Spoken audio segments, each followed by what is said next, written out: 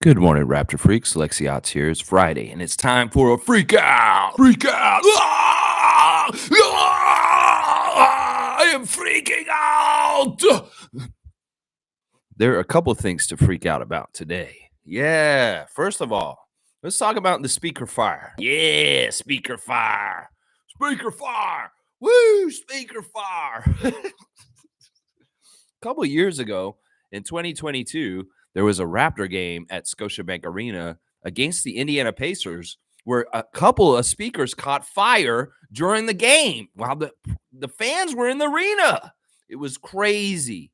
The speakers just spontaneously combusted into flames, and people were watching the game. It was very dangerous. They had to evacuate the building. They had to refund the tickets to the people that went to the game because they had to stop it. All the players went to the back and they sat for an hour just hanging around in the back, and they did finish the game. The Raptors did win that game in the end, but it really caused a financial downfall for MLSE. So they're suing a company for money because of this situation. It's crazy. They are looking for, let's see how much money they want. They want $3 million in damages from the minor fires that disrupted the Raptors game at Scotiabank Arena 2 years ago. And, well, the company that they are suing for this is based in Hamilton, and their name is Danger Boy. Danger Boy. Yeah, it's kind of an interesting name. Danger Boy is a company that specializes in riggings and stuff for stunts. Like if you have a circus, they could set up a little line for you to ride a little bike across up real high. If you have some sort of speakers or fog machines or any kind of thing you want for a concert, Danger Boy can come and set up for your concert. Well, apparently Danger Boy did the rigging for the speakers at Scotiabank Arena, and they are the ones who are being sued by MLSE. Because if you think about this, it cost them a lot of money. They had to pay all those tickets back to every single person that came to that game, and that's a big financial crash. And $3 million is about how much it was worth.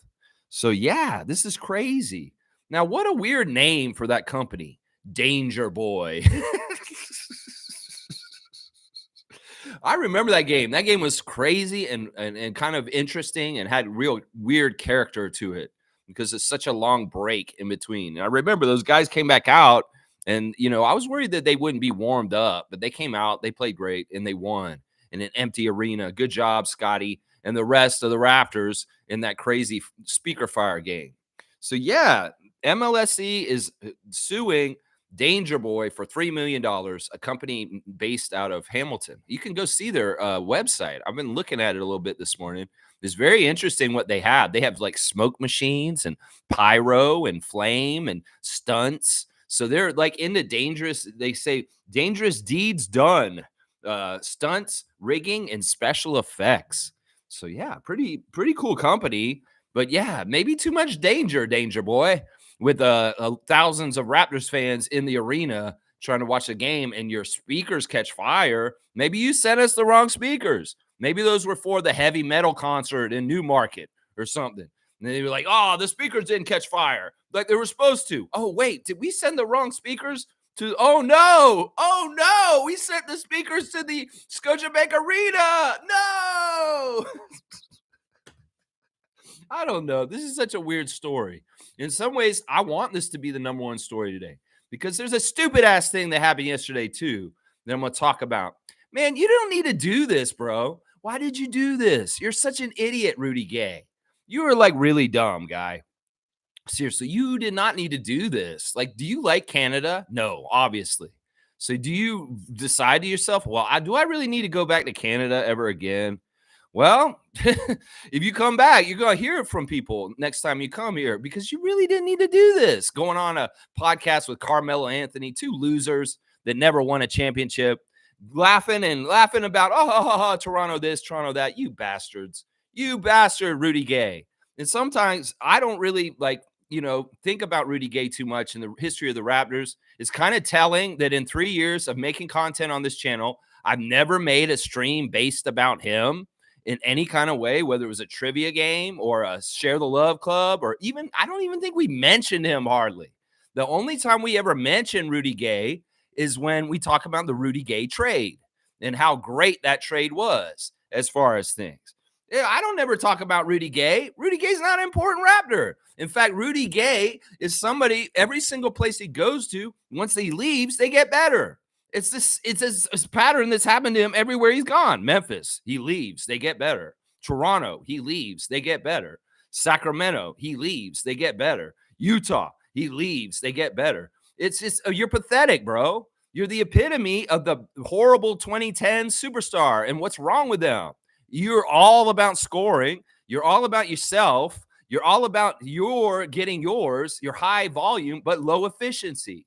And that never wins. You are not even on the level of Carmelo. Carmelo is not even on the level of what I'm talking about to be better. As far as I'm concerned, Carmelo Anthony is this era's Alex English. Sure, he scored a lot. Sure, he was real great in certain ways, but he never won jack shit. And in some ways, if Alex English is going to be forgotten in the annals of time, so should Carmelo Anthony, because they're the same player to me. They're just in different eras. Very good scorers that never won jack shit. And that, you know what? Carmelo, you're Alex English of today's era. Seriously. So you go ahead and guffaw about dissing Toronto on your stupid ass little dumb ass podcast. Because honestly, bro, other than the Olympics, you're a complete fail. That's what I would say right there to you, Carmelo Anthony. And Rudy Gay, you're not even close in any kind of way on any kind of thing. Maybe you got sick of hearing that your best contribution to the Raptors was Masai's masterful Rudy Gay trade. That your name only gets bandied around as, oh, we got so much better when Rudy Gay left. Yeah, this is what Rudy said. It's so stupid. He's talking to the Memphis Grizzlies fans because a lot of Memphis fans are like, why didn't you stay and be with us on our team with Marc Gasol when we were trying to win then? And Rudy says this. I'm going to quote him correctly because I want to say it exactly. He said, it ain't my fault y'all traded me, man. I ain't had no control over that. If I did, I damn sure wouldn't go to Toronto. You think I wanted to go to Toronto? If I wanted to get traded, why the fuck would I go to Toronto? Why do you even have to say that, my guy? Seriously. Okay, so you want to kiss the ass of the Grizzlies fans for no reason that it's going to accomplish anything. To diss another fan base that you played for in Toronto? Well, fuck you, Rudy Gay. You go to that list of other players that are a piece of shit, like Alonzo Mourning, Kenny Anderson, Vince Carter, Chris Bosh. You go on that list, motherfucker. And this weekend, I will talk about the real ones on Sunday. Special report. It will be called the top 20 real ones, the Raptors franchise, the real ones. And Rudy Gay, you go to the other list. The piece of shit list. The guys that were like, I don't give a shit you play for the Raptors, you piece of shit. You can fuck right off. And yeah, seriously, why would you say that? I don't even care where our team was at that point. Seriously, why would you diss a great city like Toronto like that? All kinds of people wish they could come play for Toronto and be in Toronto. Toronto's a great city. And once again, your stupid ass American exceptionalism is showing you dumb ass. You dumb ass Rudy Gay. You really didn't even need to do this. Why did you do this? Why'd you open this can of worms, you dumbass? You didn't even have to talk about Toronto. You should just shut the fuck up and go home, you tired ass, sorry ass, non-champion, getting past the first round piece of shit. Because that's what you are, Rudy Gay. I had no reason to hate you until today. So why the fuck did you give me a reason to hate you, you dumbass? You could have just been neutral, like you were this whole week. I'm like, oh, Rudy Gay, he's a Raptor who was a Raptor in the past. He was friends with DeMar. He was friends with the guys at the time. And yeah, I know they liked him. Well, we don't like you no more now, Rudy Gay, you piece of shit, with your dumbass talking that you didn't need to do. Nobody asked you. They asked you, you want to come diss our city just for the fuck of it? You feel like you can now all of a sudden because our team was shitty this year? Now all of a sudden, oh, I've been holding this in. I wanted to talk shit about the Raptors for years now, but they've been too good. Now that they're down, I'll kick them. What the fuck is wrong with you, Rudy Gay? You want to make enemies that you just don't need? Because that's what you did, dumbass. Yeah, we can hear your media down there. It's not like there's some wall between Canada and USA with blocks what you guys say down there from us hearing it, you dumbass. Can't you fucking understand that? The internet goes global, dumbass. And Canada can hear you when you say shit like that. So go ahead and get your guffaws, you losers. You're scoring low efficiency, high volume losers. Carmelo Anthony and Rudy Gay, prototypes of players that would never win the NBA because they don't play a team game. They play like a fucking selfish, shitty ass player who takes a lot of goddamn shots that aren't very fucking good, and they suck. Yeah, there you go. There's a Friday Freakout for your sorry ass Rudy Gay, who's only known for fucking getting traded away from the Raptors. That's what you're known for, bitch. You turn into 4 good players, one big sorry ass player, into 4 good players, and the era Masai went on at that point. You sorry ass footnote. Who the fuck are you, Rudy Gay? Who the fuck are you?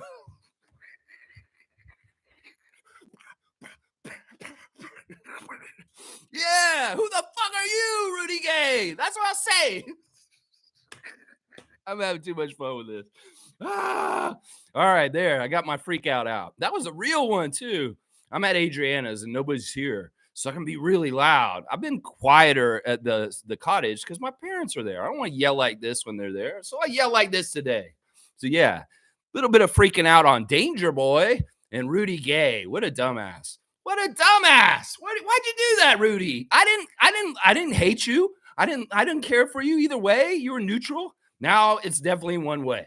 You dumbass. You had to open your mouth. These podcasts are going to be hurting people's business if they don't understand this. You know, Kyle Lowry, he's a smart one. He gets this, Rudy Gay. You can probably learn something from Kyle Lowry. He's a smart guy. He knows he can do business in Canada still. He knows he can still have commercials. Said, this is my house. This is my house. That motherfucker's still making money up here. He plays for the Sixers. And we love him still. You could learn something, Rudy Gay, from Kyle Lowry. You could learn something from DeMar. DeMar, we did him wrong. And he still loves this city. He still loves Toronto. He's still going to get number 10 up in our rafters. He didn't burn no bridge, even though he had every reason to diss us, just like you do, Rudy Gay. But no, DeMar ain't doing that. No, because he's better than that. Because he's classier than that. Because he understands there are real fans here that love him regardless of what happened with that trade for Kawhi Leonard. What the fuck is wrong with you, Rudy Gay? Do you not like money? Do you not like having people like you? Do you want to be a piece of shit that people don't like? You just want to put a target on yourself for saying stupid ass shit? You go right ahead, Rudy Gay, you dumbass. You dumbass. And I'll say it over and over again. Every single place you played at when you left, they got better. And you never made it past the first round of the playoffs. You are a loser. All right, there's my rant. All right, 12 minutes of it. All right, let's go. Monique is here. Good morning, Raptor Freak family from the Superfan. Monique Lawrence. That's right. When I read the MLSE news in reference to the speaker fire, it made me laugh. Like, what? Well, we got to think about it this way, Mo. They lost money on that game, and that wasn't their fault. The wiring of the speaker was faulty, and it sparked a fire that was dangerous to thousands of people below it. If it had burned through that cable and it had fell on top of somebody at that game, can you imagine the news and the scandal that would have been? Oh my gosh. Don't fuck with us, Danger Boy, with your dangerous stunts and your smoke screen smoke show. No, we don't need that in the Scotiabank Arena. It's a family environment. It needs to be safe from one finger salutes, which were going on in that building like crazy in the Leaf game last night, by the way. If y'all ain't gonna let us shoot birds at Raptors games, you better not be letting the Leaf fans shoot birds at the Boston Bruins in the playoff games. That's not a family environment, motherfuckers. Same rules for same sports. These got to be the same rules. So you don't be letting the one finger salutes that Dana loves to do be flying around just because it's a Leaf game. We can't do it at the Raptors game. It's family environment, motherfuckers. Yeah, I'm cussing and saying, I know the irony. Yeah. But I'm just saying, it has to be a safe environment from one finger salutes and burning speakers that could fall on your head. And that, as I say, man, they put them in a dangerous place. They had to get the fire marshal to come and evacuate the building. And everybody had to leave in an orderly way. There could have been chaos. There could have been injuries. There could have been people trampling each other. But no, Danger Boy, we don't need your danger. So keep your danger in Hamilton. That's what we're saying. And yeah, they want some money now because they lost some money because of you. And that's only right. That's only right. And that's right. Rudy Gay comment shaking her motherfucking head. That's right, Monique. Monique's just like, what? Facepalm, Rudy. What? Oh my gosh. She's like this afterwards. She's like, oh my gosh, what are you doing with your life, Rudy Gay? Is what Monique is saying to herself after she saw what happened yesterday. What are you doing with your life? You idiot. Seriously, we're a market. We could be business, baby. Kyle Lowry knows this. Why don't you know this, Rudy Gay? What's wrong with you? What's wrong with you? You don't understand? You're not a businessman, you dumbass. Yeah. Not that you wouldn't generate any business anyway. Like, who the fuck are you anyway? Seriously. Seriously. You're happy with your career? Okay, go ahead and be happy being below mid. Seriously. That's about where you're at, bro. Monique is saying, congratulations, Pascal and OG making it this far in the playoffs. Didn't watch, saw the highlights. I actually watched some of the games last night. I'm over here at Adriana's, and she had the Leaf game on. We watched some of that. She's really good luck for the Leafs, by the way. So, Leaf fans, you better hope she watches the rest of y'all's games, because every time she's watched a game recently, y'all have won. So I was saying, well, should we help the Leafs tonight, Adriana? And I was like, man, because I know you're good luck. And if you watch them, they'll win. And they did. And I was like, wow, we watched the Leaf game and you won. And I was like, why are they doing one finger salutes? We're not allowed to do that. And then we kind of watched a little bit of the Knicks Sixers game. I saw that fantastic dunk that OG had on Joel Embiid. I saw Buddy Hield going off in the middle of the game, bringing the Sixers back to tie the game at the halftime. Yeah, I saw a pretty interesting game. Tyrese Maxey not playing very well, but Joel playing pretty good. And I also saw that Butthole Face by the end of the night was eliminated from the playoffs. Bravo, New York Knicks. Bravo, blue and orange. Thank you for messing up that blue and red and putting them to bed and putting them out on their ass on the street. I love you, Kyle Lowry. I will always love you. You are the GOAT.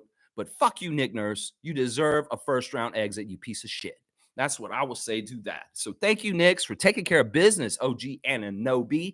Let's go see Siakam now in the second round. It's going to be fun. Pacers and Knicks, that's a history. And there's some good history with that one, too. It doesn't matter who the Knicks play. There's history. Celtics, Sixers, Raptors, Pacers. There's history. There's history. The Knicks have history with everybody, it seems like. So, yeah, we get to a Knicks Celtics Eastern Conference final. Look out. That's going to be on. I'd prefer Pacers versus Celtics, but we'll have to see how this goes next round. Siakam versus Anunoby. It's going to be a glorious, glorious time. And I know us Raptors fans, we're going to enjoy it vicariously through our former superstars playing on those teams. Yeah, it's going to be good. Trevor J saying, good morning, Raptors family. Start today with serenity when you awaken. Open your eyes to the beauty of life. Open your heart, the natural serenity that lies within you. You are loved and cherished. There you go. As I rant and rave and freak out in the morning as I wake up, I'm doing like no serenity here. I need to be like Costanza, Mr. Costanza, serenity now. But no, I'm freaking out because of a speaker fire 2 years ago and a dumbass comment from a former Raptor that got traded, and all of a sudden we start winning afterwards. So there you go. All right, Cosmic Card of the Day. Whoa. Let's see what we get from Trevor's box. The Cosmic Classic Card of the Day. Let's see what we get. First person to write in the answer will get 100 points to the Raptor Freak score. Oh, okay, this is perfect. We'll do this one today. Yeah, we'll do this one today. All right, I see who this is. All right, here we go. Be real quick. Don't half-ass me. Write the full name, first and last name, and you will get the points. All right, this one may be too easy. This person does have a Raptor connection. Let's just go here. Right, coming up from the bottom here. Here we go. Oh, is that enough for you to know who that is? Is that enough right there? Oh, that may be enough right there. You guys know who that is. Look at him moving around on the court. Who is that? Whoa, that may be even better. Let's see, BJ Armstrong. Seymour got it. That's right. That is the first Raptor in the expansion draft. Number 1 pick, expansion draft for Toronto Raptors at the very beginning. BJ Armstrong was our first pick in the expansion draft, and he refused to come to our team, little piece of shit. So what I'm going to do right now is rip this in half. So fuck you, BJ Armstrong. Just like I say that to Rudy Gay, you little baby-faced piece of shit who started this shit right from the start. So there you go, BJ. BJ, you lost another card in your world because you were a shitty person who said, I don't want to go to Toronto. So fuck you. You set the tone at the beginning. You and Steve Francis, all you little shitheads that didn't want to come to Canada. Fuck all y'all. Kenny Anderson, Alonzo Mourning, all y'all pieces of shit. Fuck you, fucks. Yeah, and you too, Rudy Gay. Is what I'm saying right there. There you go. Good job, Seymour. You got it. I ripped that motherfucker in half. There you go, BJ Armstrong. You sorry-ass NBA champion riding on the coattails of Michael Jordan and Scottie Pippen, piece of shit. There you go. Yeah, I'll go off on you too, motherfucker. That's right. Expansion draft this, bitch. Yeah, expand your card into 4 pieces over in the corner. That's right, motherfucker.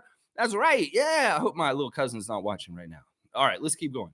All right, let's see what else we're talking about here today on this stream here. Yeah, there we go.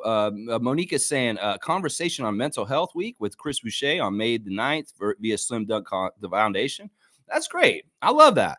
Slim Duck has a conversation about mental health coming up. Y'all check it out. I know he was promoting it on his thing. That's cool. But I'd much rather talk about the clip for National Fitness Day. That's what I want to talk about, Monique. That's great that Chris is doing that. But I mean, I don't know how to handle that in some ways. In some ways, I want to see the event, and then maybe we'll talk about it afterwards. But if y'all, I don't know if it's a seminar. I don't know if it's an online course. I don't know what it is. Mental health talk seminar with Chris Boucher, Slim Duck Foundation. It's good. But it was National Fitness Day yesterday, and there was a clip of Scotty lifting weights with Chris counting it for him in Spanish and being his coach and yelling winner and gagnon. It made me think of my convenience store show when he was yelling gagnon. But yeah, I love this. It's showing a bond between Chris and Scotty. In some ways, this is great that the Raptors are showing a clip with Chris Boucher because of his dubiousness this offseason and what might be happening. I love the bond between Scotty and Chris shown in that clip and also in them reposting it on Instagram. In fact, let's go look at the Instagram stories real quick. First of all, we got IQ was at Wells Fargo last night. And, he loves NBA basketball. He's going to watch these games. In some ways, his former teammates, the Knicks, are playing in a very important game. He went there to support them, I'm sure, and also maybe partly support Tyrese Maxey.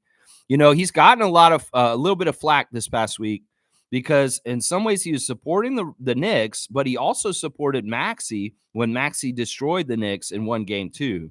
Because, there's a friendship between Tyrese Maxey and Emmanuel Quickley from their time on Kentucky Wildcats. So that should be respected, Knicks fans. So you get all upset and bent out of shape because IQ is showing support for Tyrese Maxey. Get over yourself. Seriously. And, he was probably really happy y'all won in the building. He was maybe one of the few people in that crowd that was rooting for the Knicks because it looked like the fans listened to Joel Embiid and said, what the fuck? Why are you letting the Knicks fans take over our building? And it looked a lot more full of Philly fans last night. There was less green and orange around the court. So somebody was listening to Joel, and those Philly fans stepped up and got those seats before other people.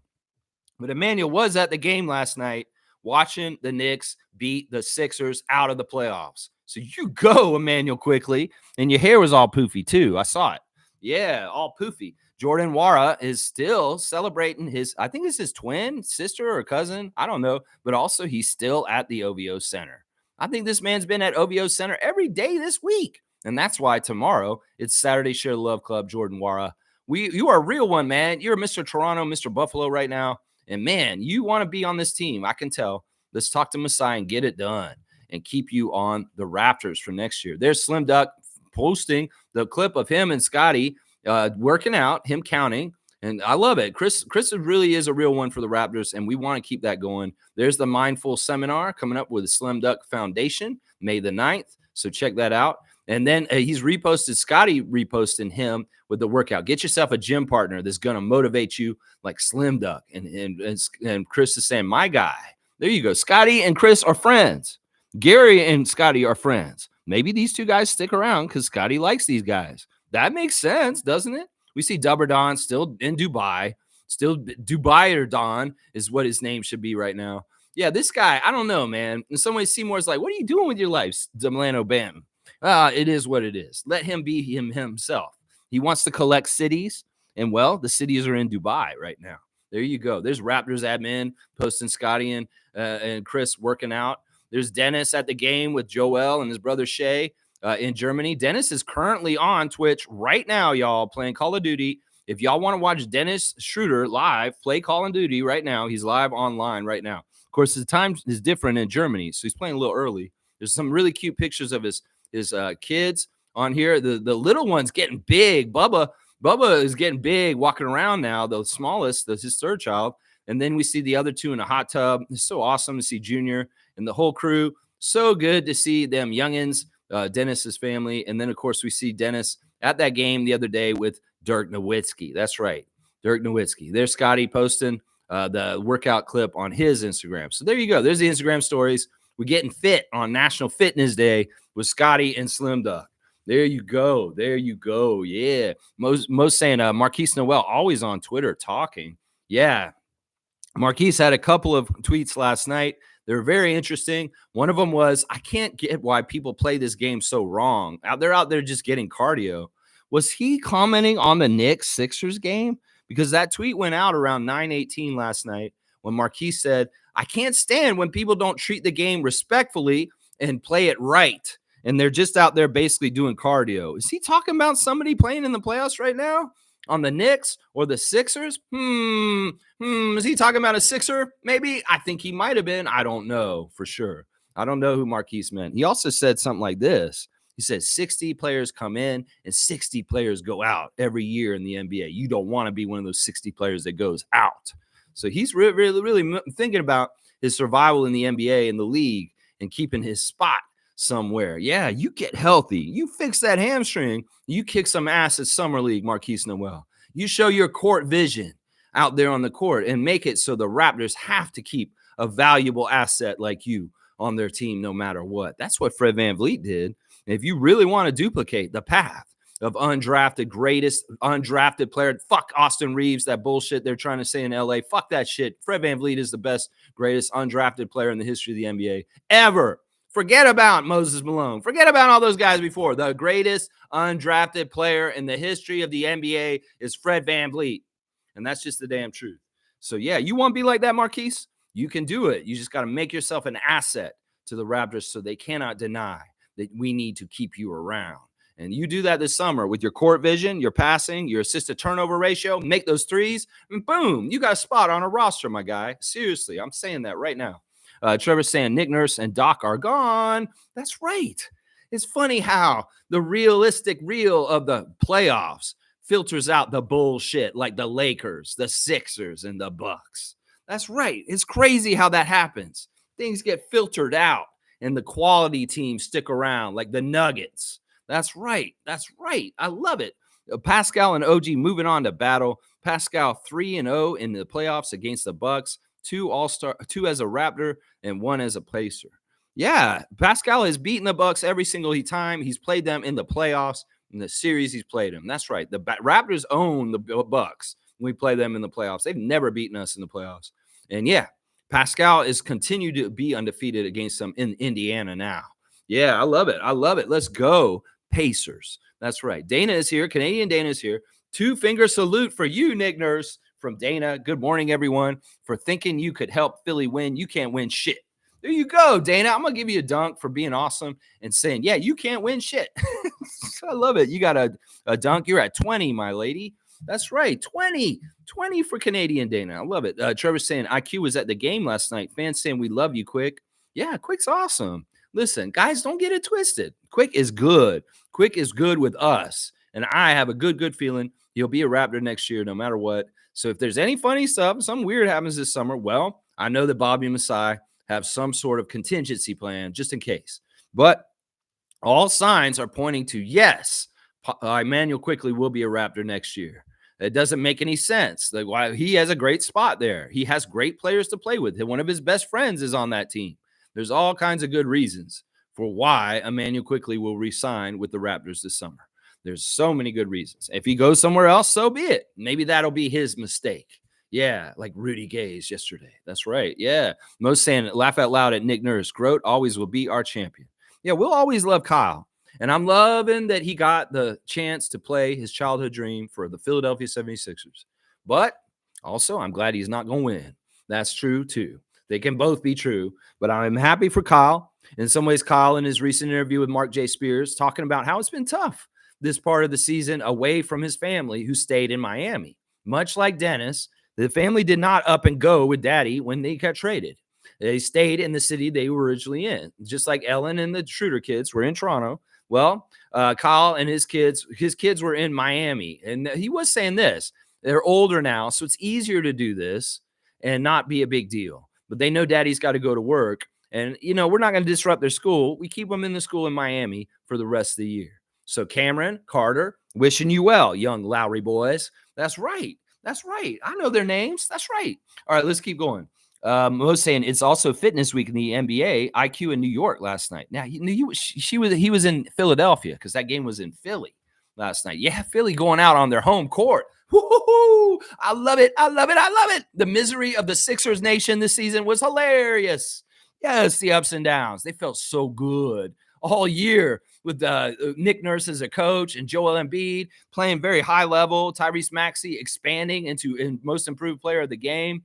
Yeah, they had really good prospects for the postseason. It's over, baby. It's over, Vince Carter. You're done. You're done. The Knicks said goodbye. Get on out. You're out of here. And that's a misery. That is a sadness. A first-round exit for such a promising Philadelphia 76ers team this year. Yeah, I love it. I love it. I love it. I love it. Yes, we love it here on Raptors Freak Channel. That's right. We love it.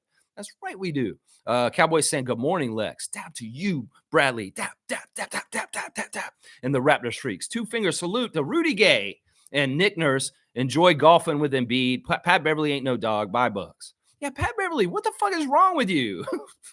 I'll freak out on you a little bit, too. Disrespectful. Why are you asking reporters if they subscribe to your podcast? Seriously, you only interview with people in Milwaukee if they subscribe to your podcast? Apparently, this is true. He asks every single interviewer, are you subscribed to my podcast? Okay, I'll talk to you. If you're not, he will not talk to you. And he dissed this female reporter from ESPN in a very repugnant way, kind of very disrespectful. And yeah, apparently Pat Bev has no class. He's a piece of crap. He's a yappy little lapdog. Pat Bev, you sorry piece of shit. And you on the dumpster fire called the Milwaukee Bucks and how they flamed out and lost to. Well, at least your team you're on and the team you were on earlier this season both lost on the same night. So you know your destiny would have been the same either way, you dumbass. If you had been on the Sixers still or on the Bucks, you would have been out either way. So adios, yap, yap. You're that little ankle biter chihuahua. Yeah, when I used to work for DHL, I used to deliver packages, and I went to south of Tallahassee, Wakulla, Florida, and I went to this house, and this nice old lady came, come to the door. The dog won't hurt you. And the dog ran and bit my ankle, but it was a chihuahua. It didn't hurt. I kicked it. No, I didn't kick it. I wouldn't kick the dog. But I was pushed it away with my foot, and I was like, get that dog away from me. Oh, I'm so sorry, honey. I didn't mean the dog to bite you. It didn't hurt. And that's what Patrick Beverly is. Little yappy piece of shit dog. Yeah, pups. Pups, you're going to see pups next year, motherfucker. Yeah, you're going to see pups. RJ and IQ going to pup your ass right off the court like real big Rottweiler. You little black dog piece of shit. There you go.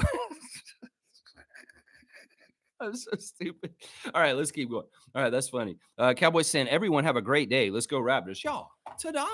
Ta-da Services. If you need help around your house, Cleaning Services, Inc., 647-833-6844. Bradley will come to your house. The Canadian Cowboy, call for a free quote.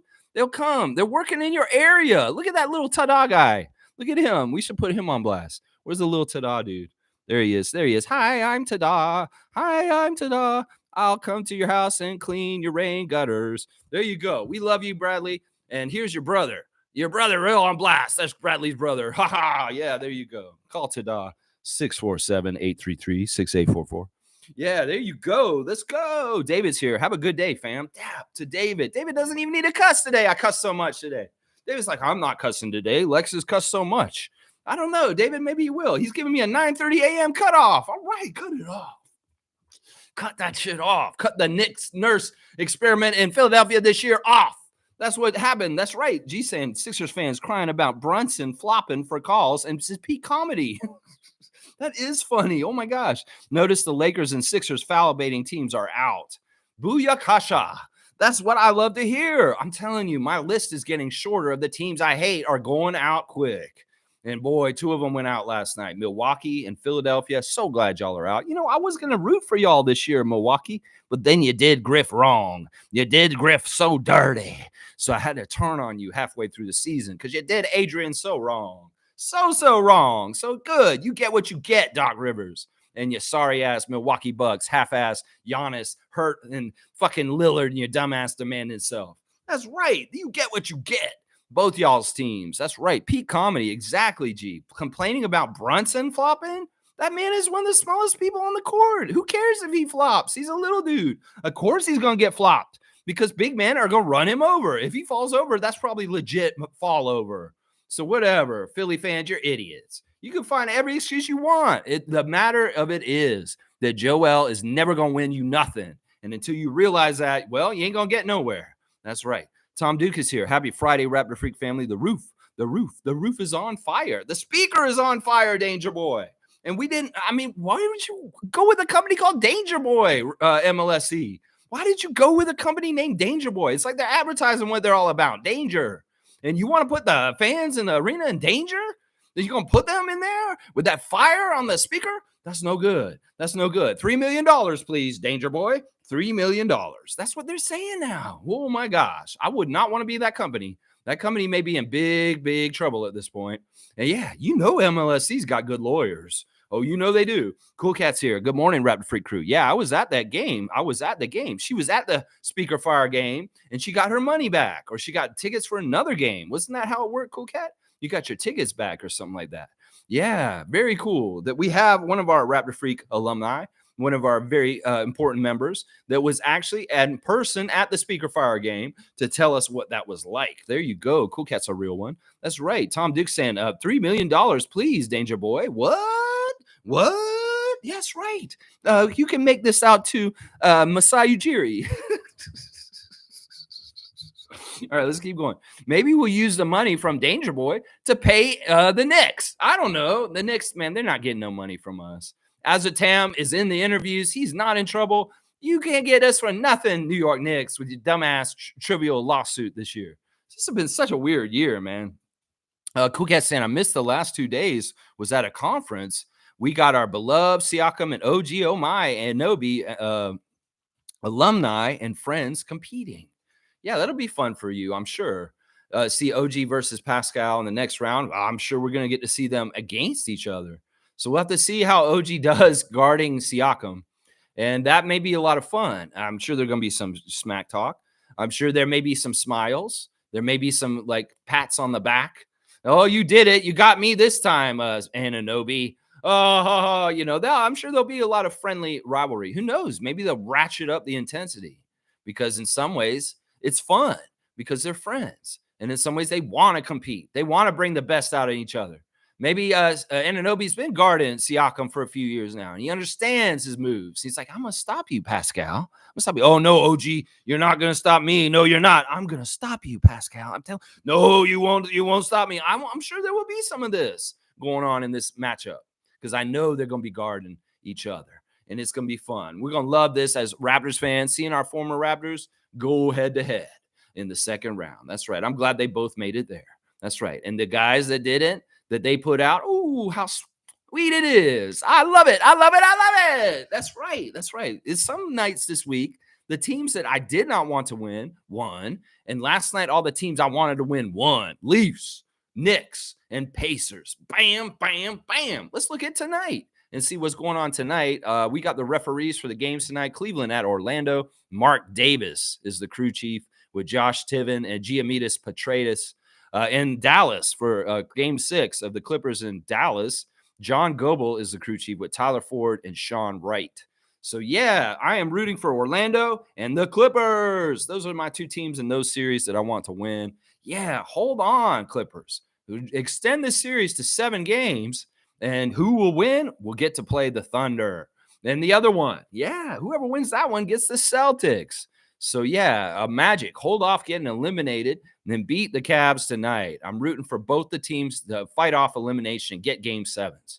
That's what I want to see tonight. Yeah, there we go. There we go. Fiercely saying, happy Friday, fam. What a glorious day. Cheers to the Sixers and Bucks being eliminated. Smiling with Adrian Griffin. There you go. Fiercely is loving it. She's chin-chinning.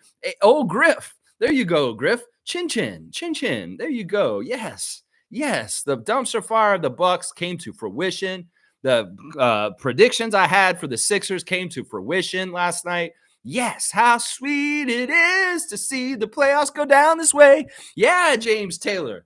Yeah, I can sing a little song of some James Taylor right now. And Fiercey is having a blast. What a great TGIF for our friend Marie. Oh, she's loving it. She's loving it. That's right. David's saying, Joel, you're just a loser. You're never going to win. Your body language sucks. In fact, you suck. Your MVP was a fraud, and the world knows it. You're a sellout, and you're never going to win anything. You just aren't. It's just not in the cards for you because you're simply not a star. You were supposed to be the face of the league, and then they realized how much of a stupid idiot you are. I mean, listen, Joel is a specimen. Joel is a really talented guy. Joel could be everything, but in some ways, he's got a coach who's going to overwork his ass and break his body down every single year that he coaches him. The mix of Nurse and Embiid is never going to work because Nick Nurse demands so much of his top players. And Joel's body just cannot do this. In some ways, they're going to have to figure out a minutes restriction for Joel if they really want to be smart with him. But Nick's greedy. He can't stop. He can't help himself. He has no control. He will play him 40 minutes every single time he can. He can't help himself. That's just Nick Nurse's coaching way he does it. And that formula is never going to work because Joel will never stay healthy for a whole entire NBA season, let alone a playoff series all the way through the playoffs. I'm telling you, he's going to get hurt every single time at some point. It's just his body is too big and gangly in certain ways, and he is not meant for high usage. If he was in the older NBA, he would be like a 20 to 30-minute player and not a 30 to 40-minute player like Nick has him running. I could give you the reasons for how you could fix this, but you won't listen anyway, and I don't want to help y'all anyway. So fuck you, Sixers. You get what you get, and that's exactly what we said right there. Yeah, he is a fraud MVP. He ain't won nothing. Most MVPs win something before they get MVPs. Joel Embiid ain't won jack shit to win an MVP of this league. That's what I'm saying. All these other guys that got MVP, they went somewhere. They won championships. They went far in the playoffs. That motherfucker ain't done jack shit in his career to be an MVP. That's right. Tom Duke saying, great point, Fiercey. Darvin Ham undoubtedly getting scapegoated, of course. I had nightmares all day yesterday of LeBron to Toronto. So, Tom, you didn't like our stream yesterday. You had nightmares that LeBron was going to come to our team just because I did a crazy Thursday think tank yesterday talking about Bron and Bronny coming here. Yeah, I don't think it's going to happen, Tom. Don't worry. I can put your mind at ease.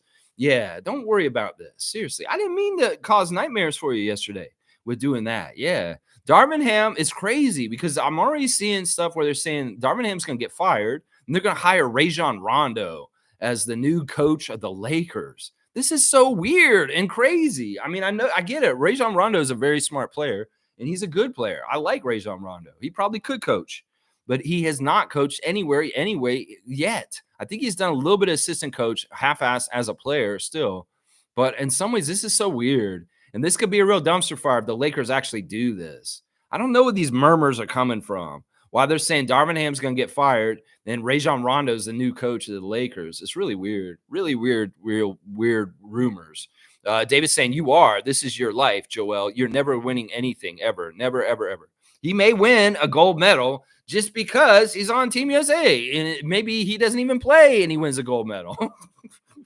I mean, in some ways, that's where losers in the NBA have to go and get some winning feelings. Carmelo Anthony is the Olympics. Go gang up with all the other American players and win a gold there. And then, you're not a loser for your whole entire life because you won a gold medal at the Olympics with an all-star team of a dream team. And you can feel better about your career, Carmelo. You laughing ass little piece of shit.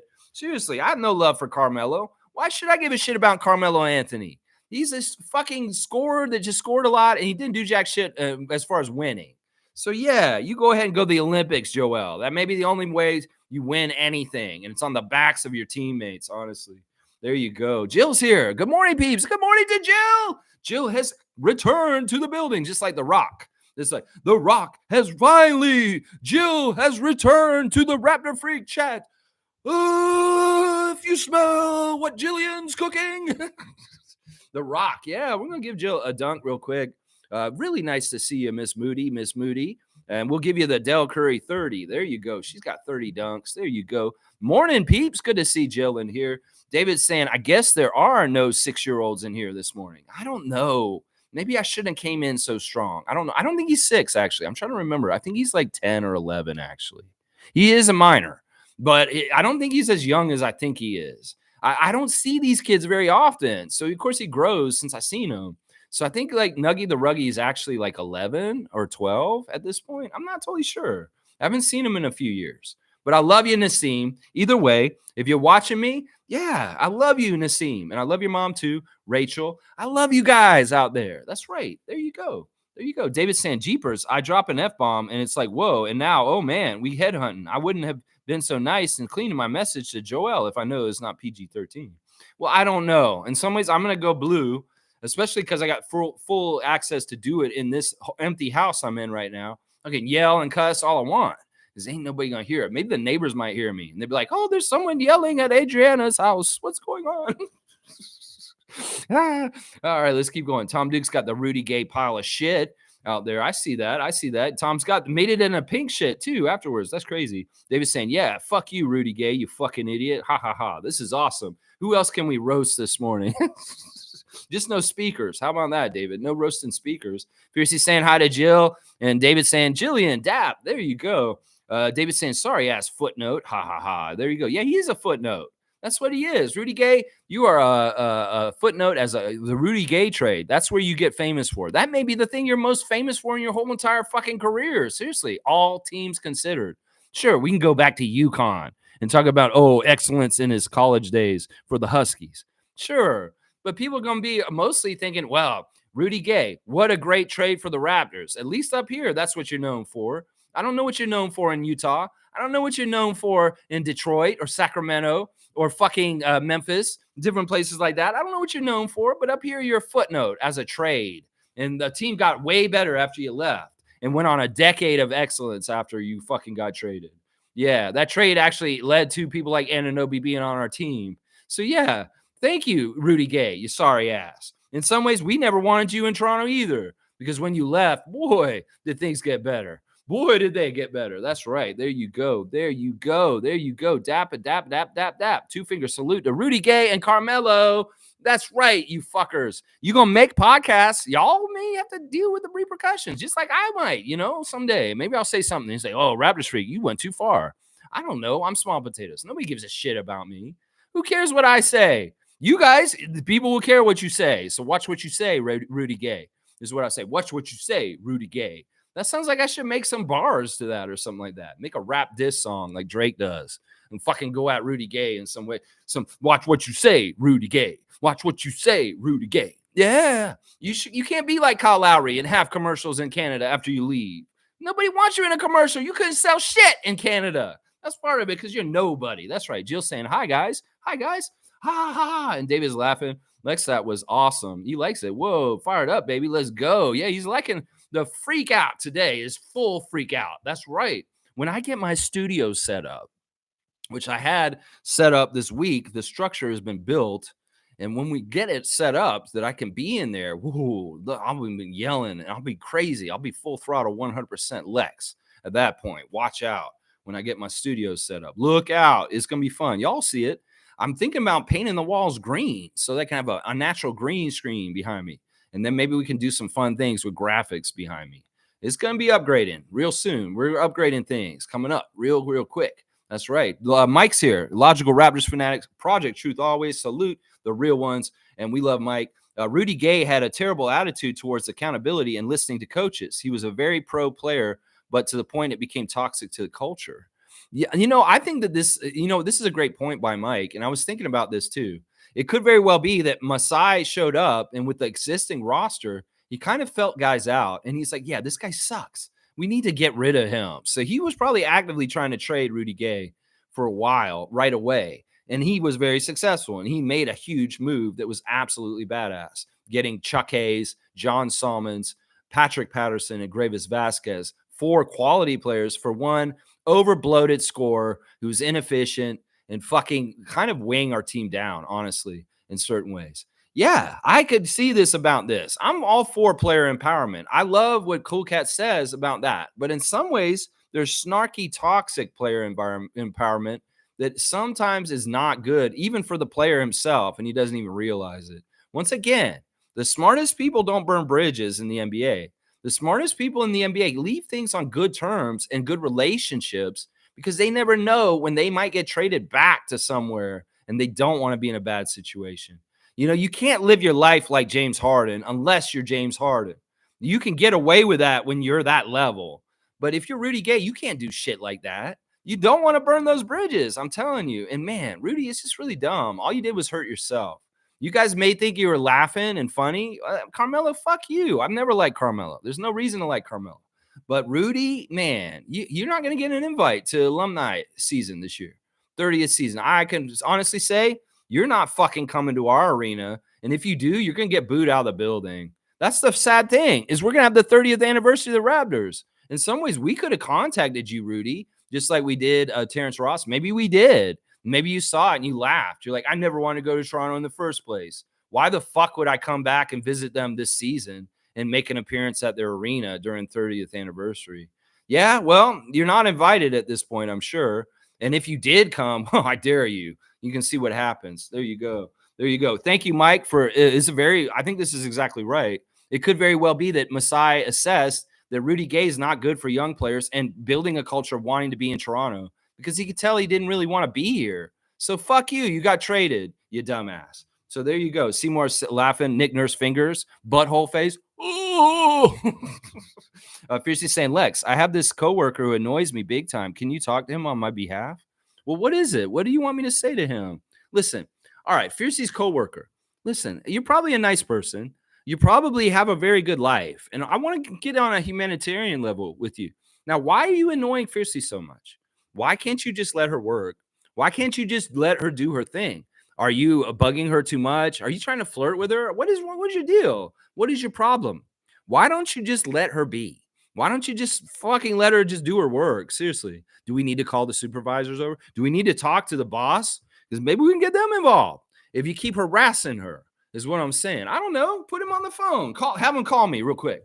We'll say hello. Yeah, and I'll talk to him real quick. That's right. Tom Duke is saying Lex's speakers are going to light up soon. Yikes. Yikes. I got the microphone. Hello.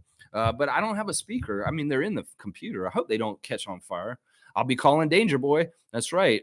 Freak out. That's right. It's a freak out. That's right. Thank you, Tom, for the number ones. I'm number one. Better than the other number one, like Dana's salute. Yeah, David's saying this is the greatest fucking live stream of all time. You should go berserk every Friday. Well, you've enjoyed my fieriness. Yeah, this takes like Rudy Gay stepping in it. This takes a silly, crazy ass lawsuit of a crazy ass story. Danger Boy. That's just what adds to this. Also, two teams that I wanted to going out last night. Ooh, I feel good. And in some ways, the Leafs keeping alive too makes me happy. So yeah, keep going, Leafs. And maybe Adrienne will keep watching y'all and help you win. I don't know. Maybe she'll miss a game. I don't know. Be nice. That's what I'm saying. Yeah. Yeah. Fiercely saying, I hope Nuggie is at school. Yeah, I don't know where Nuggie is. Either way, Nuggie is going to be fine. I'm sure there's words that I use on this channel that he's already heard. There you go. David saying, Rudy Gay, I don't even fucking know you are, so fuck yourself. See, David doesn't even know who Rudy Gay is. See? That's hilarious. He has no idea who he is. And David saying, if you're in here, Nuggie, get your ass to school. All right. Anyway, all right, let's keep going. James is here. Good to see James. James is an excellent question asker. Let's see what he's saying. Knicks are facing the Pacers next. That's an easier matchup for them. It's probably going to be Knicks and Celtics in the Eastern Conference Finals. Josh Hart is so underrated. Dude was big for them in the first round. I agree. I was really surprised with Josh Hart's defense, and specifically some of the blocks and steals he was getting. You know, DiVincenzo is a very good offensive weapon. He's like that one game he beat us earlier this year where he just absolutely bombed us out with threes. He does that still. Now, when you get DiVincenzo and McBride going on threes, ooh, look out. The Knicks are really tough to beat. It's going to be interesting. I wouldn't count out the Pacers completely, though, James. In some ways, the Pacers are finding themselves more and more with Siakam in the lineup as they go. One game, Miles Turner steps up. You know, Halliburton. Some games, it's different guys that are in there. It's really too bad that Mathern is hurt and he's not playing for the Pacers because in some ways they're more full strength with Benedict out there. But yeah, don't count the Pacers out yet. That's a weird rivalry. And in some ways, Indiana people really like beating the Knicks from Reggie Miller days. So we're going to have to see how this goes down. It does seem like in some ways the Knicks have an easier matchup against the Pacers than the Sixers.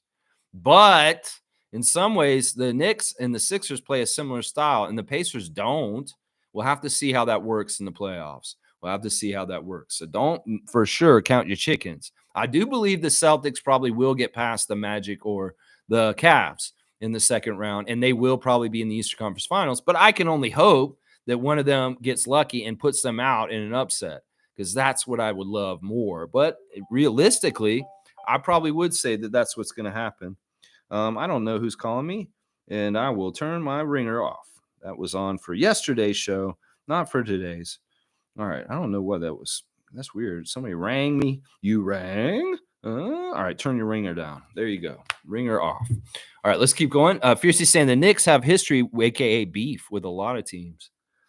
It's just that there's history of the Miami New York series back in the day was amazing. Oh my gosh. That 90s series with, Kurt Thomas and Larry Johnson and all that. And then the Pacers, of course, Reggie Miller versus Spike Lee and all that history. That's a big one. And then it's even older. The rivalries with the Sixers and the Celtics are from like the 70s and the 80s and the 60s. So they're older rivalries, the Sixers and the Knicks and the Celtics and the Sixers. And the newer rivalries are the Heat and the Knicks and the Pacers and the Knicks and the Raptors with the Knicks. So those are all real rivalries.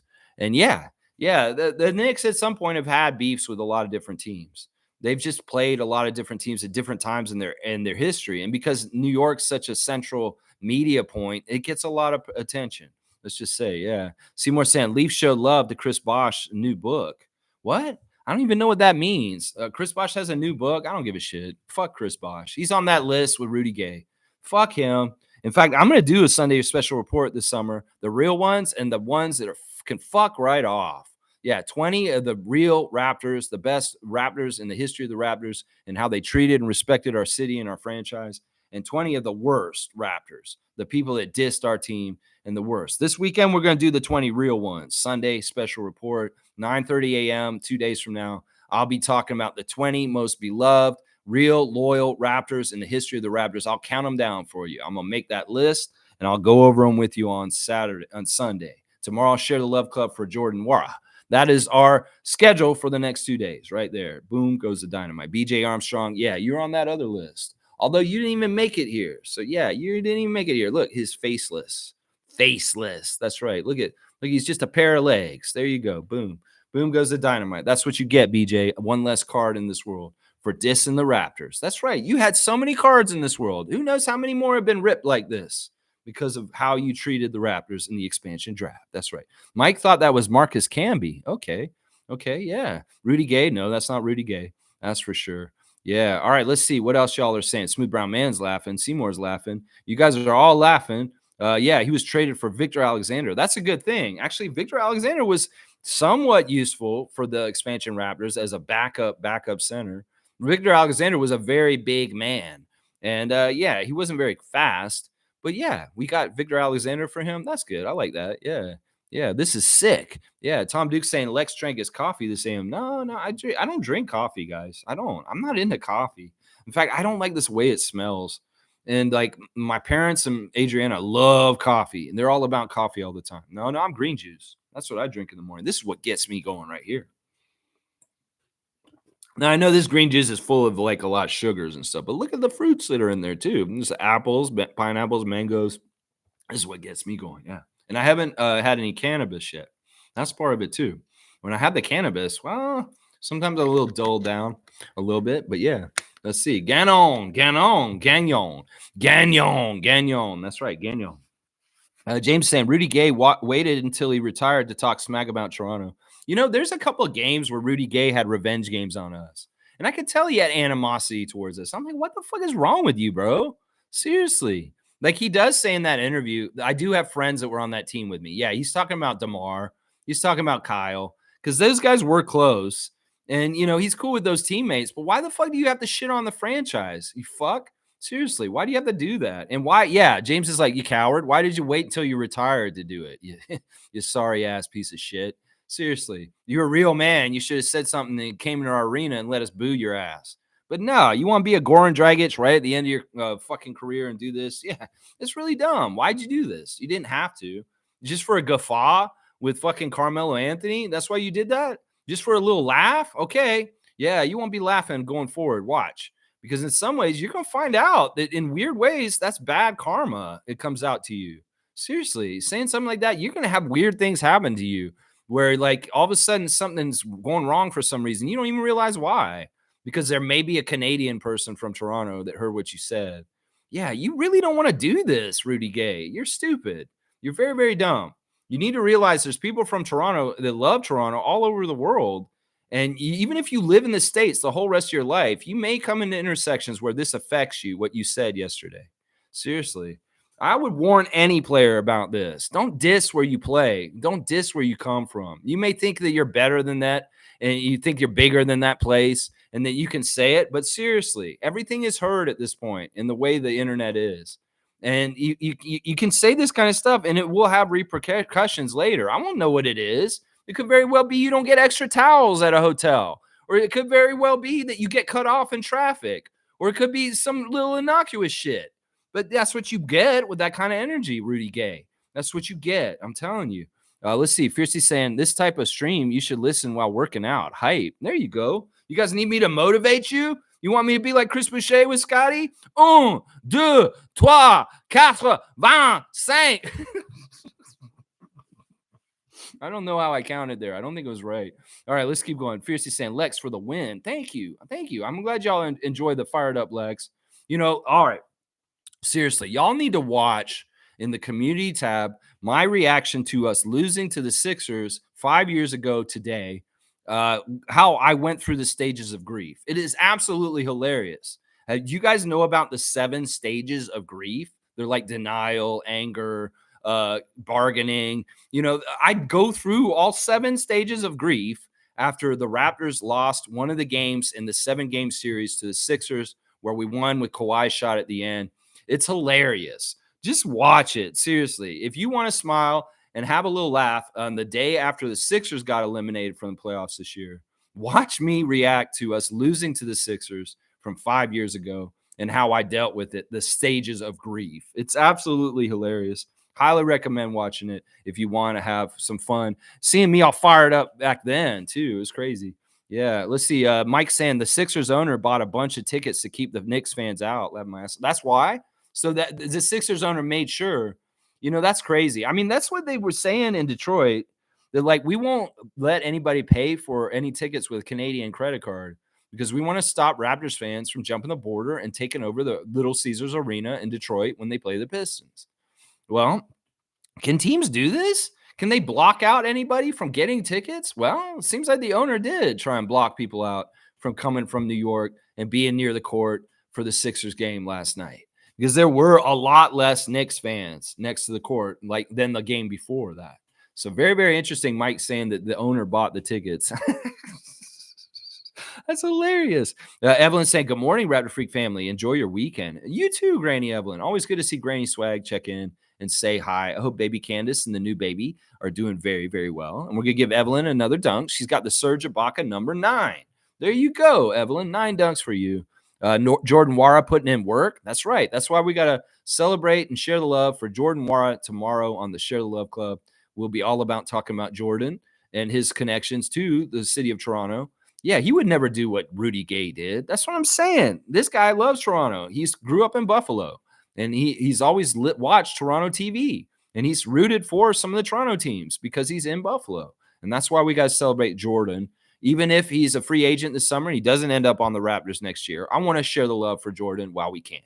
He had some really great highlights for us this season, and he was a breath of fresh air after the trades in some ways for us on our team in the last part of the season. There you go. Fiercely saying hi to Evelyn. And Cool Cat saying, Lex, anytime we show Scotty's relationship with our beloved Raptors vets, the front office moved them out. Not a good sign for Boucher. Well, I mean, I don't want to be completely pessimistic, Cool Cat. I have no idea what's going to happen with Chris. In some ways, he's eligible for an extension this summer. In some ways, I love to see that happen. But if you want to say that this is what happens, well, I don't like that. In some ways, let's try and be positive, optimistic. Who knows what's going to happen? Whatever's going to happen is going to happen. I'm not going to say that I have any control over it.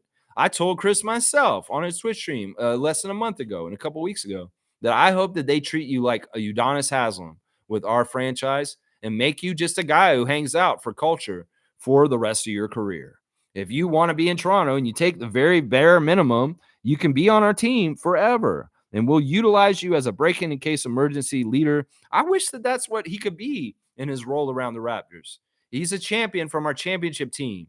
And if we want to keep our last champion, our very last champion that's on our team right now, we need to keep Chris. So Masai, keep that in mind for keeping culture and keeping connection. In some ways, Chris is the old, but he's very much a Scotty person. And also, if he can be cheap, he can still be useful and still be on our team and around. We'll have to see how this goes. Stargate saying, good morning, Raptor Freak family. Nick's got Joel Embiid out of here. I love it, Stargate. Isn't it awesome? I was not going to rest until that team was out. And, well, they're out. I can rest a little easier. Now the Celtics. We got to see them leave. 29 dunks for Stargate. Boom, goes the dynamite. There you go. Yeah, I want to see the Celtics out next. And most of the teams I want out are out now. The Sixers, the Bucks, the Lakers, all gone. And, well, there's one more team I really want out, and that's the Celtics. And that's the team I want to see go next. That's right. Fiercely saying Lakers, Sixers, Bucks. The trash look took itself out. Next up, Celtics. That's right. That's exactly what I was just saying. Fiercely and I are the same minded. Let's see. Carlos saying karma's real. Dame ended up with a first-round exit after all that drama. Ha ha. Yeah. Yeah, I'm serious, man. You want to do things right in your life. Be like Emmanuel Quickley. Emmanuel Quickley had a trade happen in his year this year. He wasn't totally ready for it. It was kind of odd and not totally real, in some ways foreign, because it's a foreign country. But he took it with a good attitude. And in some ways, leading himself into strange and unknown places with a good attitude is way better than having a bad attitude going into it. And that's why Emmanuel's a successful, great young person. And that's why he's going to be very successful in the future, because he has the right attitude. He has the right head on his shoulder. He's open-minded, and he's open to taking opportunity, even if it isn't exactly how he envisioned. And that's kind of his situation in Toronto. He could become such a huge superstar in this city, just like Fred, OG, Pascal before. And he will, trust me. And he's smart enough to understand this. So he will probably be back this summer. If it's something weird or crazy happens with Emmanuel Quickley this summer, so be it. That will be his own choice. And in some ways, it could be similar to what Carlos is saying right here. Karma. That's what I'm saying. Tom's saying, haha, little doggy, little lap doggy, Patrick Beverly. You're going to need to apologize to that reporter. Watch, Pat Bev, because you're a little douchebag. I'm telling you right now. Trevor J saying, all those teams who got booted out, they're all going to go into a major rebuild. A lot of players going to be moved. Let's get ready for the dumpster fire. I don't know if that's totally true. There's a lot of signs from different teams. Like, I would say the Suns are the most messed up in some ways, but they're sounding like they just want to stay pat and keep going forward. Some of them are very much talking that Frank Vogel's fine and that he's not in trouble. Some people are saying, yeah, we're just going to make adjustments to the cast around Kevin and Devin and Bradley, and we're going to be fine. Yeah, you're crazy, Matasheba. Somebody described how it's been since you took over that team as Looney Tunes, the way the Suns are being run. Well, if they're not going to destroy themselves and rebuild, I don't know. In some ways, the Sixers, they probably won't. They had enough success. If they're healthier, they would probably say that. Well, if Joel was more healthy, we may have gotten further. Sixers fans know what the problem is with their team, and it's Tobias Harris. Tobias Harris's contract is just a huge weight on everything, and he's not competing in the right way. He's a very, very high-paid player for his production, and in some ways, that's the part of their salary cap they want to change. They've been trying to trade Tobias Harris for a couple of years because they realize he weighs them down with this huge salary and what he gives to them. So I don't know what's going to happen with these teams. I don't know if the Bucks are completely – they may fire their coach. They may fire their coach in Phoenix. But rebuilds, I don't know if they're going to go fully like that, like you're saying. Maybe the Warriors will. But the Lakers, maybe they go rebuild a little bit. I don't know. We'll have to see, Trevor. But the dumpster fires don't necessarily mean rebuild. Some of those teams may have realized, like the Bucks last year, that they overreacted. And maybe they won't overreact this summer and do too much different in some ways. I don't know. We'll have to see. Fiercely saying, out of frustration, Pat Bev throwing a ball at a lady's face yesterday, then threw it at a guy. He should be fine. Yeah, he did that. I heard that. Yeah. Yeah, he's an idiot. He's absolutely an idiot. In some ways, he doesn't see how he's being in some ways from the outside. He probably is so egotistical. He just doesn't understand. Mike saying Pat Bev is a clown in the locker room. He told reporters they can only talk to him if they sub to his podcast and kept ignoring certain media people and asked them if they were subbed. Yeah, he told that lady straight up, get out of the circle, get your mic out of my face. And yeah, he didn't even want to answer questions. In fact, I would say this, Mike. Pat Bev was using that as an excuse not to answer questions. It's a subterfuge. It's kind of like, I don't really want to answer questions or be accountable for any of your questions. So I'm going to act like I'm annoyed with this reporter. And every time you ask me a question, I'm going to get on her and tell her to leave. And he just dodged questions that whole time. He's like, yeah, I'm not going to talk to you. I don't need to talk to you. You're not sub to me. And then somebody asked him a real question about the series. And it's like, oh, hang on. No, you need to leave. He was using it as a distraction to avoid answering real questions in some ways. Yeah. Jill saying, I think Joel needs to rest and retire. Wow, Jillian. I love that idea, but I think he's too young for this. I say he needs a rest. He definitely needs the rest now. And well, he'll get it, whether he likes it or not at this point, because he's out. And well, let's see how healthy he gets by Paris. That's the next question for him. Is he going to actually be able to physically show up and play for Paris? Or will the Sixers be like, man, nah, we don't want you tiring yourself out in the middle of the summer. We need you to come back. You're going to have to go through Nick Nurse's crazy ass overusage of you. And if you play in the summer, you're not going to be getting the full rest that you should probably get this whole summer. I don't know. In some ways, man, Joel playing for USA would piss me off if I was a Sixers fan. I'll tell you that right now. Let's see. You want a duck for Jillian? A duck. We can give a quack quack for Jill. All right, we'll give her a dunk, a duck. That's funny. All right, she's got 31. 31. I believe that's Sean Marion's number. That's right. Let's see. Thanks, man. Full ass is here. Good to see Kareem. You guys call it the speaker fire game. I call it Matt Devlin's hysterical laugh after Jack Armstrong comment about Ron Jeremy, if you know what I know. Was that the Ron Jeremy game also? Was that in the same game? I don't remember that. It was? If it was, that's cool. So the speaker fire game is actually the Ron Jeremy game also. Well, that's hilarious. That is hilarious. What a fruitful game. Fruitful with the peach butt. And yeah, whatever's going on there, Kareem, with your emoticons. Jill saying, I tweeted at Rudy Gay. He has 1.1 million followers, so not sure I made a difference. Laugh out loud. Yeah, I don't know. He's an idiot. In some ways, he's getting it today. He might have learned the lesson already. You know, he's getting trolled by Raptors Reddit, Raptors Twitter. Raptors social media spaces are going after him. A lot of them are just dissing him like hardcore, saying like, what the fuck did you do with your career? Like, seriously, a lot, like even our media of going after him. Seriously, I love this. Let's go look at what the media said about him, specifically Lewinberg and Grange. These guys are awesome.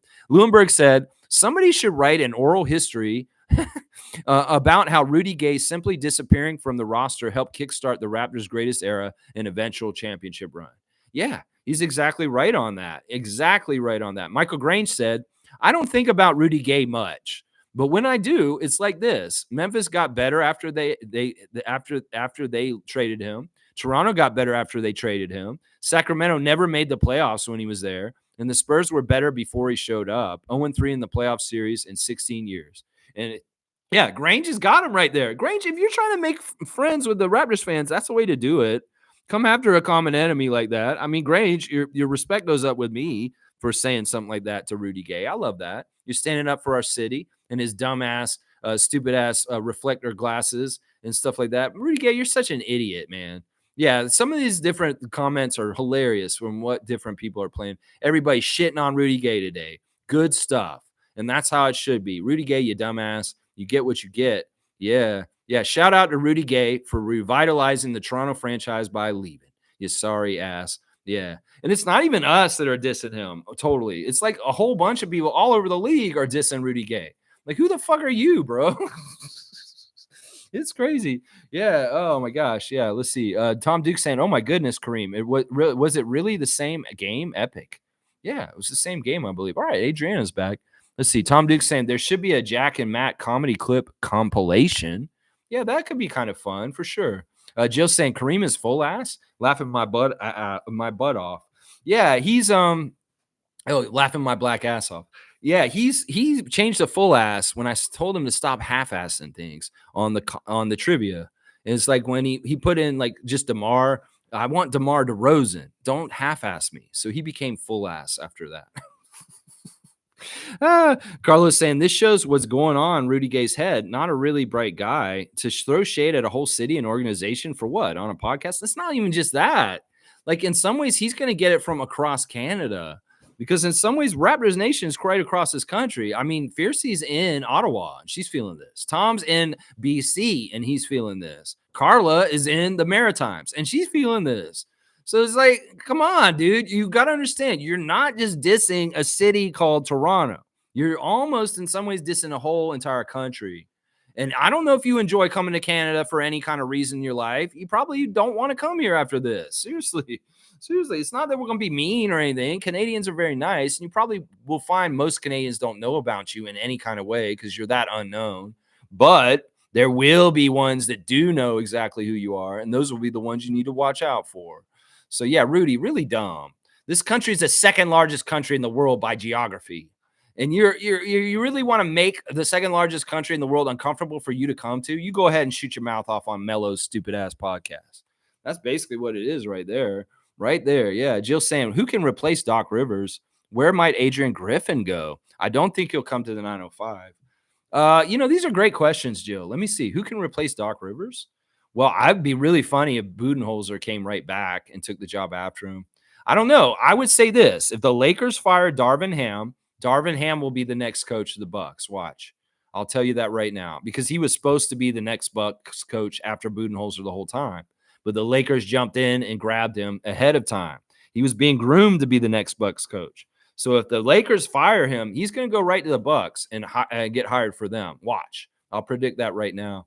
Doc Rivers will go back to TV, and I don't know where Adrian Griffin would go. In some ways, he might go to Phoenix if they fire Frank Vogel. He could also maybe not coach ever again in the league because something happened in Milwaukee that made it so that it's just not going to happen. In some ways, guys are just assistant coaches, and they're not very good head coaches. And I don't want to say that about Griff because he's worked so hard to get to his dream, and he really did get a raw deal this season with how things went down.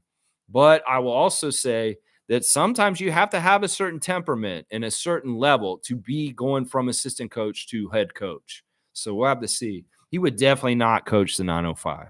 There's no way back to him to be here in Toronto. Just trust me on that. There's no way. In some ways, we don't want to revisit the past unless it's somebody like Jama, who's really in good standing in certain ways. I don't see Griffin coming back to the Raptors in any kind of form. Mike saying Rudy Gay made it like the players versus the coaches type of culture, and it was having an effect on Lowry. They were close, but Lowry changed his attitude and bought in it completely.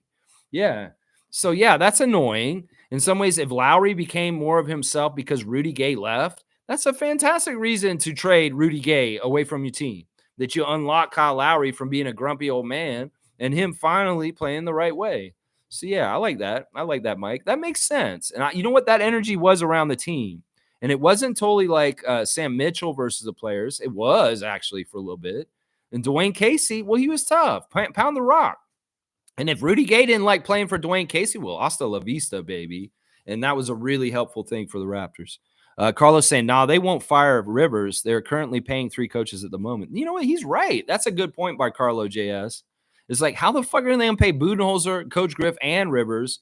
And they can't just keep getting payroll like for their team, their players, for their coaches, because they have a team of coaches they're paying. So, Carlo JS, you're getting a dunk because that's a very good point. And you might be right. They might be just stuck with him at this point. You got the Norman Powell 24, my guy. Norman Powell 24. There you go. Jill saying, okay, that makes sense. David saying, if someone is fucking with Fiercey, just invite them to the next meet and greet. We'll greet them in the parking lot and dimly lit area in the back. Oh, you guys. In some ways, I'm not about the violence or at least overtly talking about it. In some ways, it's not like this. Come on. The person that's bugging Fiercey at work is probably just minor irritants. If it's going to get to that point where she wants to inflict violence on them, well, that's never good. Come on, David. We don't want to act like we're mafia or something like that here. We're not the NBA refs. Come on now. It's nameless. Meet you there. See, you guys want to go down there and do that? That's crazy. Fiercey saying, nah, Lex, you need the freak out voice from my annoying coworker. Freak out tone of voice. Well, it depends. Like, seriously, you got to give me more of the specifics of the situation and what the person's doing that's annoying you. And then I can tailor make the freak out in the way that you want. Maybe I should be on Cameo. You need people to be freaked out on? Well, you can get Lex to yell at them for you. Tailor-made freakouts on people. Actually, wrestlers do this. Seriously. You can get Jim Cornette on Cameo to freak out on people for you. If you're mad at somebody, he will go off on them. There's different wrestlers that do this already. So if you want to get like a famous professional wrestler to cuss out your coworker fiercely, go search Cameo. You may be able to find one. Like you get I don't know, who's a good one for this? That's kind of retired. That's really nasty and mean. That would be really funny to see. I don't know. Maybe you get Bret Hart or somebody like that, or Hulk Hogan, or Mick Foley's too nice. I would say get Mick Foley to do it, but he's too nice. He wouldn't do it in a mean way. Jim Cornette would do it awesome. Like, oh my gosh, you get Jim Cornette to cuss this guy out. Oh, it'd be gold. It'd be gold. I'd love to hear it.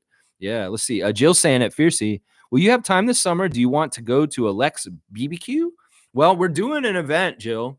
Just so you know, on June the 8th, we're celebrating superfan Monique Lawrence's birthday, and we'll be at the NBA restaurant on Queens Quay in downtown Toronto. It's the only NBA theme restaurant in the NBA. They opened it in Toronto, Rudy Gay, you dumbass. So, yeah, we're going to be down there to celebrate Monique's birthday on June the 8th. So that's our next official get-together. So if you can make Toronto on June the 8th this summer, we're going to be there on a Saturday. And David's going to be there. I'm going to be there. Adriana's going to be there. We're going to have a good group of people. Monique and her family will be there. And, of course, it's a birthday party. So we want to bring gifts for Monique on her birthday and enjoy the nice food at the NBA restaurant. If we get a Boston Celtics server and David and I are there, that's just part of the entertainment. That's just part of the entertainment right there. That's right. We'll have to see what happens. There you go. Fiercely saying yes to David. And Trevor's saying WNBA preseason game tonight with Indiana. Yeah, the WNBA starting up their preseason right now. Tomorrow they're going to have the Edmonton game in Edmonton, the Sparks versus the Storm. And that's a fantastic game. I love that they're going to that market in Edmonton, Alberta, to show a WNBA game tomorrow. Savannah Hamilton is over there to cover it already. She's showing a lot of the cool stuff of the setup. Of course, we're doing a WNBA fantasy league, guys, and I need more teams in there. So please, if you could join our fantasy league and fill it up. We're about half full right now. And if you want to play in this league, well, here's the link, guys. I'm putting it in at the bottom of the chat. Logical Raptors Fanatic, any of you guys who want to play in our fantasy WNBA league. It's a really great way to learn the players. David, I don't think you're joined in there yet. So you need to get in there and get your spot. I know you're a fierce competitor in fantasy sports. So we need the competition of the Saborin brothers in there. So get in there and get one of the last 4 spots. There's only 4 spots left. I see that we got Country Kong in there already. We got Meredith, that's the reigning champion of our WNBA fantasy league. We got Edmund, Race Mode Daily. Kareem Thomas is in there, and Fiercey's in there with myself. So we need 4 more teams. And the draft for this is going to be next week. There you go. So next week, Jill, you want to play fantasy WNBA? Go to that ESPN link and join our league, and you can run a team this summer, Jillian, and be in our fantasy league. There will be a prize, and it'll be fun for talking trash and just following the league and getting to know the players. The draft will be a week from Sunday, the draft for the WNBA league. There you go. There you go. All right, let me see. Where was I in the comments? Stargate saying Chuck Person versus Larry Bird. That's right. The Rifleman. Chuck Person. Chuck Connors Person. He was actually named after the Rifleman Chuck Connors. Chuck Connors Person, who played with Reggie Miller on the Pacers. Chuck Connors Person, his younger brother, Wesley Person, who played in the NBA also. So, yeah, Chuck Person versus Larry Bird. That was a matchup when the Celtics and the Pacers played each other. I remember that. That's right. Fiercely saying that, Jill, I can't make it to Monique's birthday, but if another event is organized by Lex and I can make it, definitely. Yeah, we'll have to figure it out. That's the next one coming up. We'll see if there's another one at the end of the summer or in the beginning of the next season. We'll have to see. That may be around when the second next one after is. I don't like to do them too close together. Usually they're like 3 to 6 months apart. But yeah, the next one is June the 8th. Just mark your calendar. Jill, you can come on down there. Come to Toronto and come see the city on a June weekend. Yeah, cool.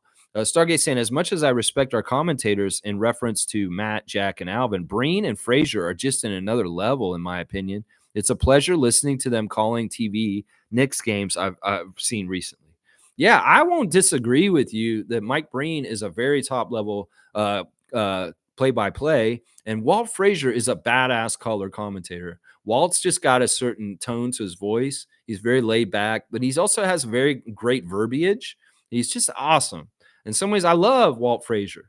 He's a great story, Nick, that I've always respected and loved. I actually met Walt Frazier one day outside the Scotiabank Arena coming into work. He was coming into work too. And I got to talk to him for a sec and shake his hand. He's a very, very nice man. And I have all the respect in the world for Walt Frazier, an NBA champion for the Knicks. So yeah, there's a couple of good crews out there. I've always liked the Pistons crew too with George Blaha. He's just something else. He's just such an institution in the league as far as how long he's been calling Detroit Piston games. The fact that he called the Bad Boys Pistons games and he still calls the games today is a really huge, big deal. There's a lot of turnover in the older announcers as time goes on and they move on. But George Blaha being around is absolutely fantastic for the Pistons. Now, the guy who's the creme de la creme, best color commentator in the history of the NBA is Hubie Brown. And Hubie Brown, being 90 years old, still working in the NBA games this postseason has been absolute joy. The man is still a badass. The man is still sharp as a tack. And the man calls the game in a way that, like I said, I'm a Hubie guy. That I grew up listening to Hubie Brown teach me NBA in the 80s. And he's still calling games to this day. So I love you, Hubie. And he is the best. He is the absolute best in the whole entire world. Chuck Swirsky's another great that I love so much. And it's too bad he does radio. That man should be on TV. That's right. David's got my 1030. All is well. I like it. And most saying, W Streamlex, keep at it always. Good times approaching. Go Raptors for life. Raptor Freak crew strong. That's right. I love it, Mo. And Jill saying, Stargate, Jack accidentally talking about Ron Jeremy and Matt completely losing himself over it cannot be beat. That was one of the funniest moments. It's so funny that like Matt Devlin could not control himself from giggling like a little schoolgirl. He was like such like a little kid, like, and it was like for 5 minutes straight. And in some ways, that's horrible, like broadcasting, because they're supposed to be calling the game, but they're laughing unprofessionally, like little children. But it was hilarious. I mean, Jack Armstrong, he came about that in a very natural way.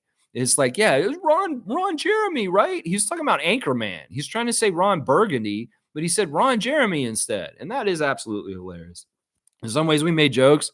Is Jack Armstrong a porno fan? Is that why he thought Ron Jeremy first? That's what you're saying. Of course, this season, our announce crew ate a bunch of jerk food on Caribbean night in the middle of the game. There was a whole quarter where they just stuff in their face.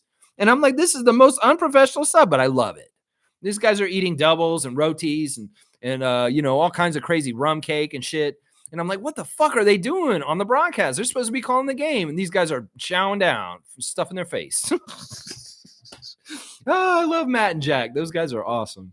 They're so good. Let's see. Mugarbe's here. Good to see Mugarbe Lennon holding it down in the center of the country for us in Alberta. How's it going today, Mugarbe? Good morning, Raptor Freaks. I lost respect for Embiid when he joined Team USA. He should have teamed up with Pascal and played for Cameroon. Boom goes the dynamite. And I'm with Mugarbe on this. I don't know if Cameroon has a team that they're trying to get together and have the infrastructure to put forth. In some ways, they have the talent, but they may not have the organization to do these things. You got 12 dunks, Mugarbe, by the way. It was more likely that he would play for France. And France is just as pissed off as Cameroon is about this whole situation. So I don't know. Cameroon, I hope that they could get a team together because they do have a lot of good young talent coming up, and they should have their own team that's showing something special and badass for their country. And man, it's too bad that great players like Siakam and Embiid are not on a Cameroonian team together with people like possibly Koloko if he was cleared, or even some of these young players that are coming from Cameroon that are in the draft class coming up right now. Yeah, just like South Sudan, there's some very powerful African nations that should be having some say on the international stage in basketball in the years to come. And if people rightfully go to their countries that they should play for, well, those teams will be the strength that they should be. But if once again, colonists like the U.S. and Britain and France are going to come and steal the resources of that great continent of Africa for their own enrichment, In some ways, that's the embodiment of this that Joel does not understand. That in some ways, this is just like Americans coming and taking resources from the countries of Africa and stealing them and taking them to their country. That's what this epitomizes to me. In some ways, it's ugly, it's gross, and it speaks to that, Joel. And I don't know if you understand that you're a tool of that. In some ways, you represent a very horrible like extraction of resources from that continent by countries and other places enriching themselves that way. And that's the epitome of what you did, honestly, going to the US. You steal the riches of your basketball talent from your home country of Cameroon and you send it to the US like they need you. That's messed up. That's messed up. The rich get richer, greed and capitalism. And that is what this is. Business. It's business only. Yeah, that's fucked up. That's fucked up. And in some ways, it ain't right. That's what I'm saying. David's saying, I'm not being pessimistic, but for some reason, I feel like Boucher will be in a Nets jersey next year with Bruce Brown. I don't want him to go to that team in particular. But yeah, I don't. In some ways, I want to just let whatever happens with Boucher happen. I don't want to over speculate about it. We'll just have to see how it unfolds. Mo's saying, I don't care about the WNBA preseason, Trevor, honestly. Whoa. Mo's like, we don't have a team yet, so I don't care. Well, I do, Mo. I do. Because in some ways, we got to get ready for the preseason, for the WNBA season if we're going to play fantasy in it, the ones of us that are. But yeah, I'm with you on this. I mean, the preseason game tomorrow in Edmonton's more important than the preseason games tonight because this one's in Canada. And this is the WNBA Canada game. And that's important for growing WNBA in Canada. And we will get a team soon enough. That's right. And Jill saying hi to Mugabe. Smooth saying Embiid wants to be a Knick. Well, whatever. Joel's a sellout. In some ways, he is a sellout. He's not a loyalist to anybody. And yeah, you think he's that loyal to y'all Sixers fans? No, he's not. You know he isn't. You could tell this whole time. In some ways, he's made overtures that he does want to go to New York for a while now. Yeah, exactly. I think Smooth's right. David saying, haha, does he have a death wish? You ain't welcome there, bro. I don't know. In some ways, New York fans would embrace him because in some ways they like having a big like Patrick Ewing around the team. I don't know how it would go down. Now, if he failed, if he did things wrong, they will eviscerate him in the realm of public opinion. Oh, yeah. They will go after him on social media, and even the press will, too. Yeah. Let's see. Smooth saying his comments about having a home in New York for the last 5 years and enjoying his villain status. Yeah, I mean, whatever. I think you're right. I mean, there's been a lot of overtures that the Knicks want him, and he wants to go there. And how does that make Philadelphia fans feel, especially since they just lost to New York last night? Yeah, Stargate saying, I want Celtics and the Cavs out. I'm with you on that. Those are two teams on my list to get out, too. Yeah, most of the teams I want out are out now, which is fantastic. I can clear conscience root for most of the teams in the West and not worry about which one gets the finals. I think any of the teams that are still in it in the West, I am okay with getting to the finals and doing something. Now, the East, there's still a couple teams, and those two are the ones right there, Stargate, that I definitely do not want going all the way or even getting the finals if that's possible. Jill's saying that Emmanuel Quickley rocks. I agree. He's a badass, and that's why we were sharing the love for Emmanuel Quickley last year. We love you, Emmanuel, and we want you to stay in Toronto. I hope that's what happens. Carlos saying if Morey is competent, they will move Embiid. This guy has 1 or 2 more years left with all the ailments he has. I think Carlos not that far off. Seriously, if y'all are smart, you'll do something. But this is the thing, and people are pointing this out correctly today in the aftermath of the Sixers being out, that the Philadelphia front office has been failing like crazy. Somebody on Twitter said the Philadelphia front office and the whole time of Joel Embiid has been just as bad as the Clippers front office in the 80s. And I agree. They've done a whole bunch of stupid moves and made mistakes left and right. You can look at some of the players they drafted, like Ben Simmons and Markelle Fultz, and see what happened with them since Markelle Fultz finally blowing up for Orlando. You can look at them choosing Tobias Harris over Jimmy Butler. There's all kinds of missteps that this stupid-ass franchise has made. They've done more wrong than good. In some ways, Maxey, great job drafting him and getting him. Getting Nick Nurse, a good job too. But a lot of the stuff that the Sixers have done in the last 10 years has been fails, left and right. Their front office has been actually really incompetent, honestly. Let's see. David saying the problem for Joel is the Knicks fans, franchise coaches, their whole mantra is don't be a little bitch. Yeah, and he is. In some ways, this already bugs Sixers Nation. There's a huge percentage of Sixers fans that do not respect Joel from the inside. That they say, yeah, we just wish he would cut out all the stupid falling all over the place shit and the whining and crying. He makes us look bad. Some of them actually do want him to leave already. There's been Sixers fans for a couple years. They're like, yeah, I'd be happy if Joel just left. In some ways, if we could get things for him, that'd be great. If it's comparable to his what he gives us, we can get that in a trade. I would do it, is what some Sixers fans are saying. I think that Nick Nurse is more ensconced and safe in Philadelphia than Joel Embiid is, honestly, because they really like him as their coach. They probably like him as their coach more than they like Joel as their franchise player. And that's not often the case in most situations. I'm going to tell you that right now. Smooth saying, plus he wasn't really pissed at the Sixers loss, in my opinion. Yeah, who knows how he was? Maybe he was very casual about it. Yeah, who knows? Maybe, yeah. I'll bet. Like, even Giannis, he's probably like, yeah, we're out. So what? I didn't play, so I don't care. Yeah, the casualness of some of today's superstars is actually infuriating, honestly, and especially to their own fan base. David saying Joel is the biggest pansy of all time. Smooth saying, trust me, the Knicks will welcome Joel. Yeah, he'll come in there. They'll welcome him. But if he fucks up, if he's like hurting them, if he's not helping them more than he's hurting them, they'll turn on him. They will turn on him, and they will be vicious. And that will be very interesting if that happens. Stargate saying, I disagree, Lex. Bucks are a dumpster fire. They're going to blow the whole thing up. I hope you're right. I'm not saying, you know what? I didn't really touch on them in this whole thing. I believe they are a dumpster fire. I think you're right. I think that the way they played near the end of the season and how we beat them in the last time we played them, it was very telling. And I think you're right that there's a lot of problems there. There's communication problems. There may not be a fit with Lillard. The whole thing with Doc Rivers is a waste. But like Carlos said, they're already paying all these coaches. What can they do? Go pay another coach? No, they're not going to do that. So they're stuck with Doc.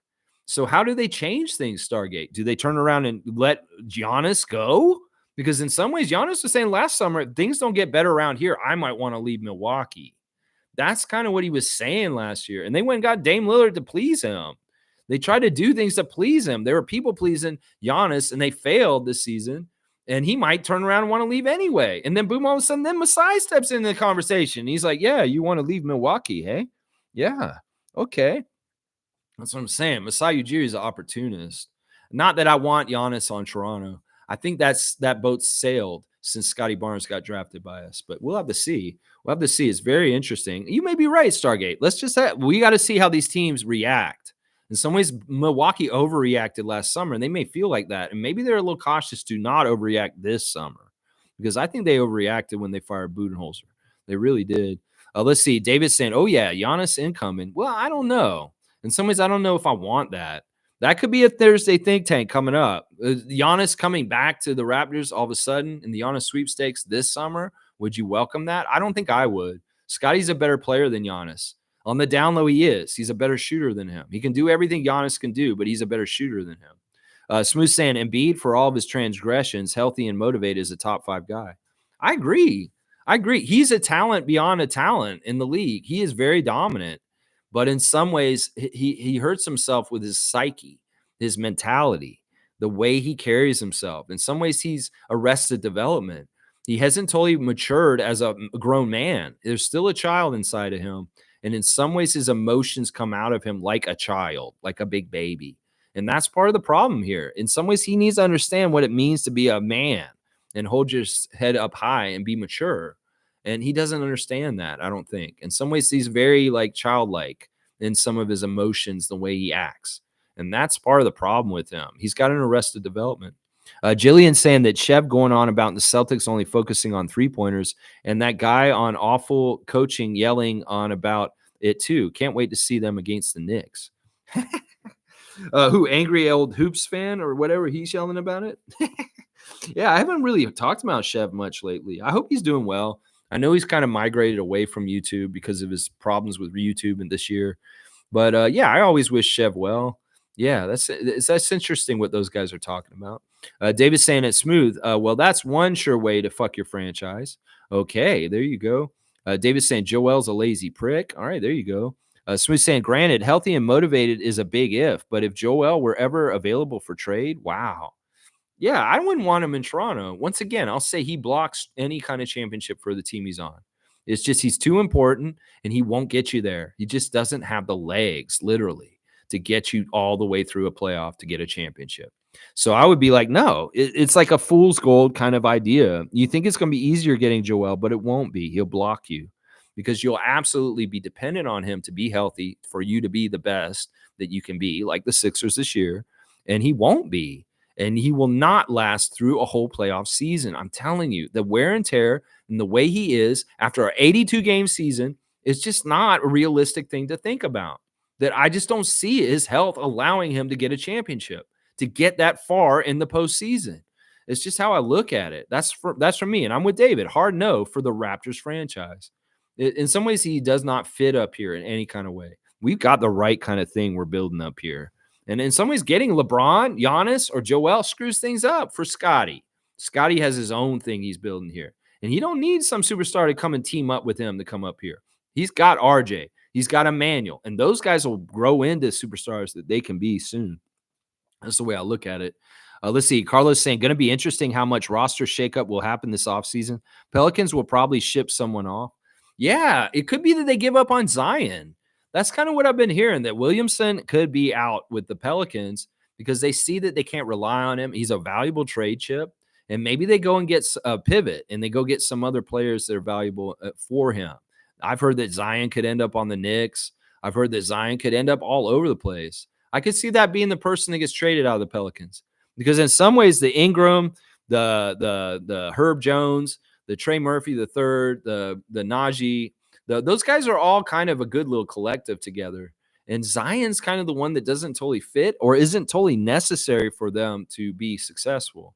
In some ways, he's a extra, and well, he's a really valuable extra that they could get good role players or a different superstar that fits better with the Pelicans core. So I feel like that's part of it right there. And it could probably be Zion who's going to be the one out. Yeah. Y'all join that fantasy league if you can, please. Jill's asking where Wayne is and his witticisms. He's around. He was here yesterday. Stargate saying, too bad Randy Savage is no longer with us. He would have been a good to get cuss somebody out. Yeah. Oh, yeah. If he was still on, if he was on Cameo, Macho Man on Cameo, that would be awesome. I don't know. Ric Flair is on there. Maybe you get Ric Flair to go off on somebody. That would be pretty good. Ric Flair can get all crazy and yelly. He would be kind of funny, although he's pretty old now.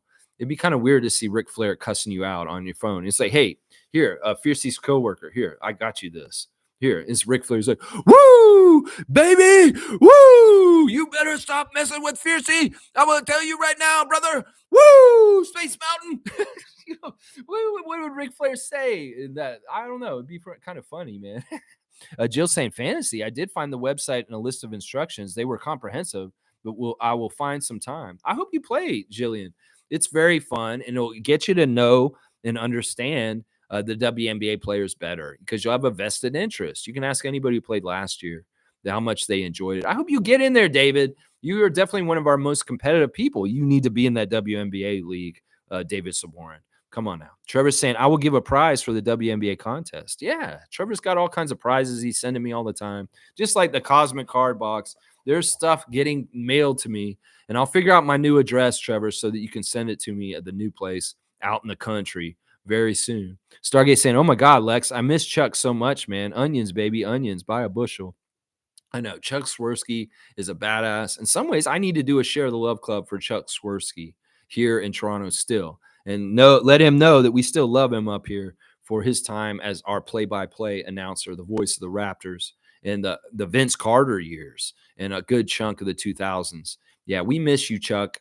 And we know that you had to go to Chicago for family reasons, but you would have stayed in Toronto otherwise. That's right.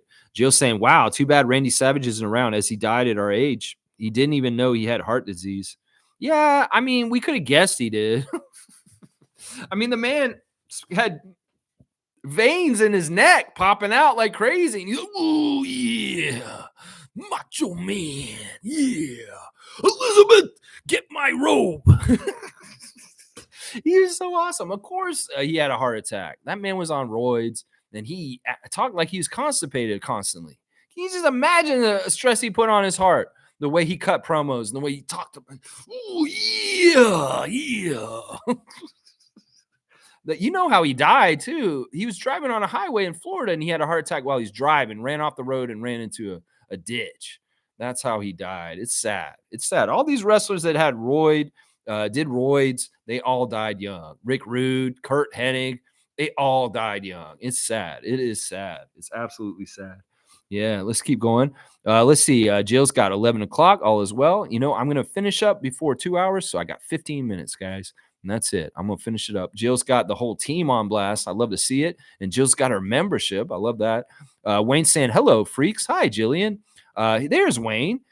Tired. Watched the game last night and read some chapters. Needed to recover. Old age. Yes, Lexicon. Teams we dislike are mostly gone, except the Celtics. Need the Knicks gone, too.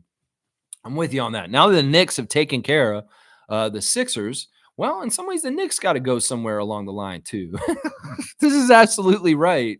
In some ways, the only green light I have to go all the way is Siakam in the East. In some ways, I don't want any other East teams winning nothing. Honestly, I don't want Cleveland or Orlando or the Knicks or the Celtics to win the NBA championship. I want the Western team to win or the Pacers. The Pacers or the West. That's who I want to win. That's where I'm looking at. It sounds like Wayne's in the same place as me. Jill saying hi. Stargate saying if the Knicks proved one thing during these playoffs is that they don't need Julius Randle whatsoever. They're a way better team without him. Notice nobody mentions him at all. OG mentioned him after the game. He said, yeah, it'd be great if we had Julius around. It'd be even more helpful. I think you're right, though, Stargate. I think that Julius Randle could get moved this summer, and he probably will. That's part of the problem with being injured. If your team's really successful without you, well, maybe you look expendable. And I think Randall is like that for sure. Jill saying Julius equals ego. Giannis doesn't want to go. Maybe he does, though. He did say that last summer. He's like, in some ways, I don't know if I want to be in Milwaukee if things don't start getting better around here. He was kind of saying that last year. I've heard that Julius is a really good teammate. He's best friends with RJ and IQ. And in some ways, he's misappropriated and described as who he is. I've heard that he's actually not the person that a lot of people think he is. Now, on the court, he can look like an asshole. He can look like a certain ways. But I think that Julius has matured over his whole career, starting with the Lakers and all the stuff in between and going finally to the Knicks. Yeah, Julius Randle has changed over the years. And maybe a younger Julius Randle had an ego that's a problem, but I don't think he does anymore. I think that he's kind of conquered his ego to an extent, is what I'm saying. Happy Friday, peeps. There you go, Jill. Just triumphant return to the Raptor Freak chat. I love it. Jill, you're awesome. Happy Friday. That's right. No more comments. Thank you, Mo. And Stargate saying, talking about yelling, Jillian, have you ever watched Sports and Fitness Rants channel? I love that dude. His roid rage type delivery is amazing and hilarious. I've never heard of that channel. I might have to go check it out. Let's see. Wayne saying, don't want to dwell too much on the Knicks, but Precious is much more talented than Williams and Hartenstein. If he works that center position, can be his. Pacers, we are green lighting, definitely. Yeah. Yeah. I love Siakam. You go on, Pascal. Yeah, it's weird that he didn't use Precious more in that series. Like, it's proven that Precious plays really well against Joel. Like, he can guard him really well, and he can even score on him pretty good. But Tibbs never went there. I wonder if he was using Precious as an ace up his sleeve, just in case the series went to 7 games, then he can unleash Precious to absolutely help them win in the last game. But it was crazy how the Knicks have used a 7-man rotation in the last few games of this series with the Sixers. That they were really, really shallow with only 7 guys playing, 5 starters and 2 bench. Wow. Mitchell Robinson and Miles McBride, the only guys coming off the bench for them. That's crazy. And I agree. The skeleton crew of the Knicks did way better without Randall, but maybe too many heavy minutes on people like Brunson and Hart and OG.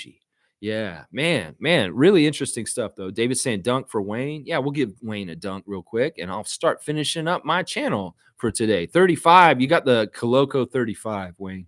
Hopefully it's more healthy. Oh, Country Kong's here. He's saying, Lex, I'm a bit of a night owl, so it's hard for me to catch these streams. I was devastated. I missed the LeBron and Bronny chat.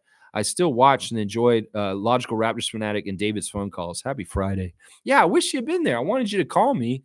You know, That would have been cool. But we'll get you next time. Definitely call into the Thursday Think Tank another time, JP. And thanks for joining our WNBA Fantasy League. Seriously, y'all, there's only 4 spots left. It's very limited. Be serious, though. If you're going to play, be serious. David, I know you will be serious. That's why we need to get you in there. So join up in our fantasy league. Let me wrap things up. Just to go over the news today, the MLSE is suing Danger Boy of Hamilton, Ontario, $3 million in damages for the speaker fire that they rigged up in our arena that caught fire. Well, they want $3 million from Danger Boy of Hamilton. They are a rigging and special effects company in Jerseyville, Ontario. So yeah, that's interesting. Also, Rudy Gay stepped in it. You dumbass. You didn't have to do that. You go on a list of players that you're just not welcome anymore. So sorry, bro. You didn't have to do this. Seriously, it's really dumb what you did, Rudy. You would have been better off just shutting up and keeping that to yourself. But putting it on public blast with Carmelo Anthony on a dumbass little podcast with losers from the past in the NBA, you go ahead and do that. It's really, really stupid. Yeah. All right. Yeah. A couple teams got put out last night. We're very happy about that. Milwaukee Bucks. Fuck you. That's from Adrian Griffin. And Philadelphia 76ers. Fuck you, Nick Nurse. And that's from me. So there you go. There you go. Yeah. All right. The referees for tonight, Mark Davis, Josh Tiven, Gianmitas Petraeus for Cleveland at Orlando. And the Clippers in Dallas got John Goble, Tyler Ford, and Sean Wright. No birthdays today, guys. Sorry, but we will have birthdays again very soon. Thanks for watching me today on the Friday Freakout. If you didn't hear me freak out, watch the beginning of the stream. It's hilarious. Yeah. And Jillian, thank you for putting the Vince Carter logo on blast. And I'll see you guys tomorrow. Saturday, Share the Love Club, Jordan Wara. Let's celebrate our Buffalo kid who's on the Raptors this year. And hopefully he can be on the Raptors next year. He's definitely at OVO Center this week. So, yeah, we're going to share the love for Jordan Wara tomorrow morning, 9:30 a.m. So tune in. Please like, comment, subscribe, and share. And join the channel if you want. You get access to these cool emoticons and all kinds of other perks if you're a member of the channel, the Raptor Free channel. All right, y'all. I appreciate y'all signing off. And I'll see you guys tomorrow to share the love, touch grass on this beautiful TGIF. Let's go Raptors and get the hell out of the playoffs, Sixers and Bucks. I laugh at your misery. Let's go Raptors.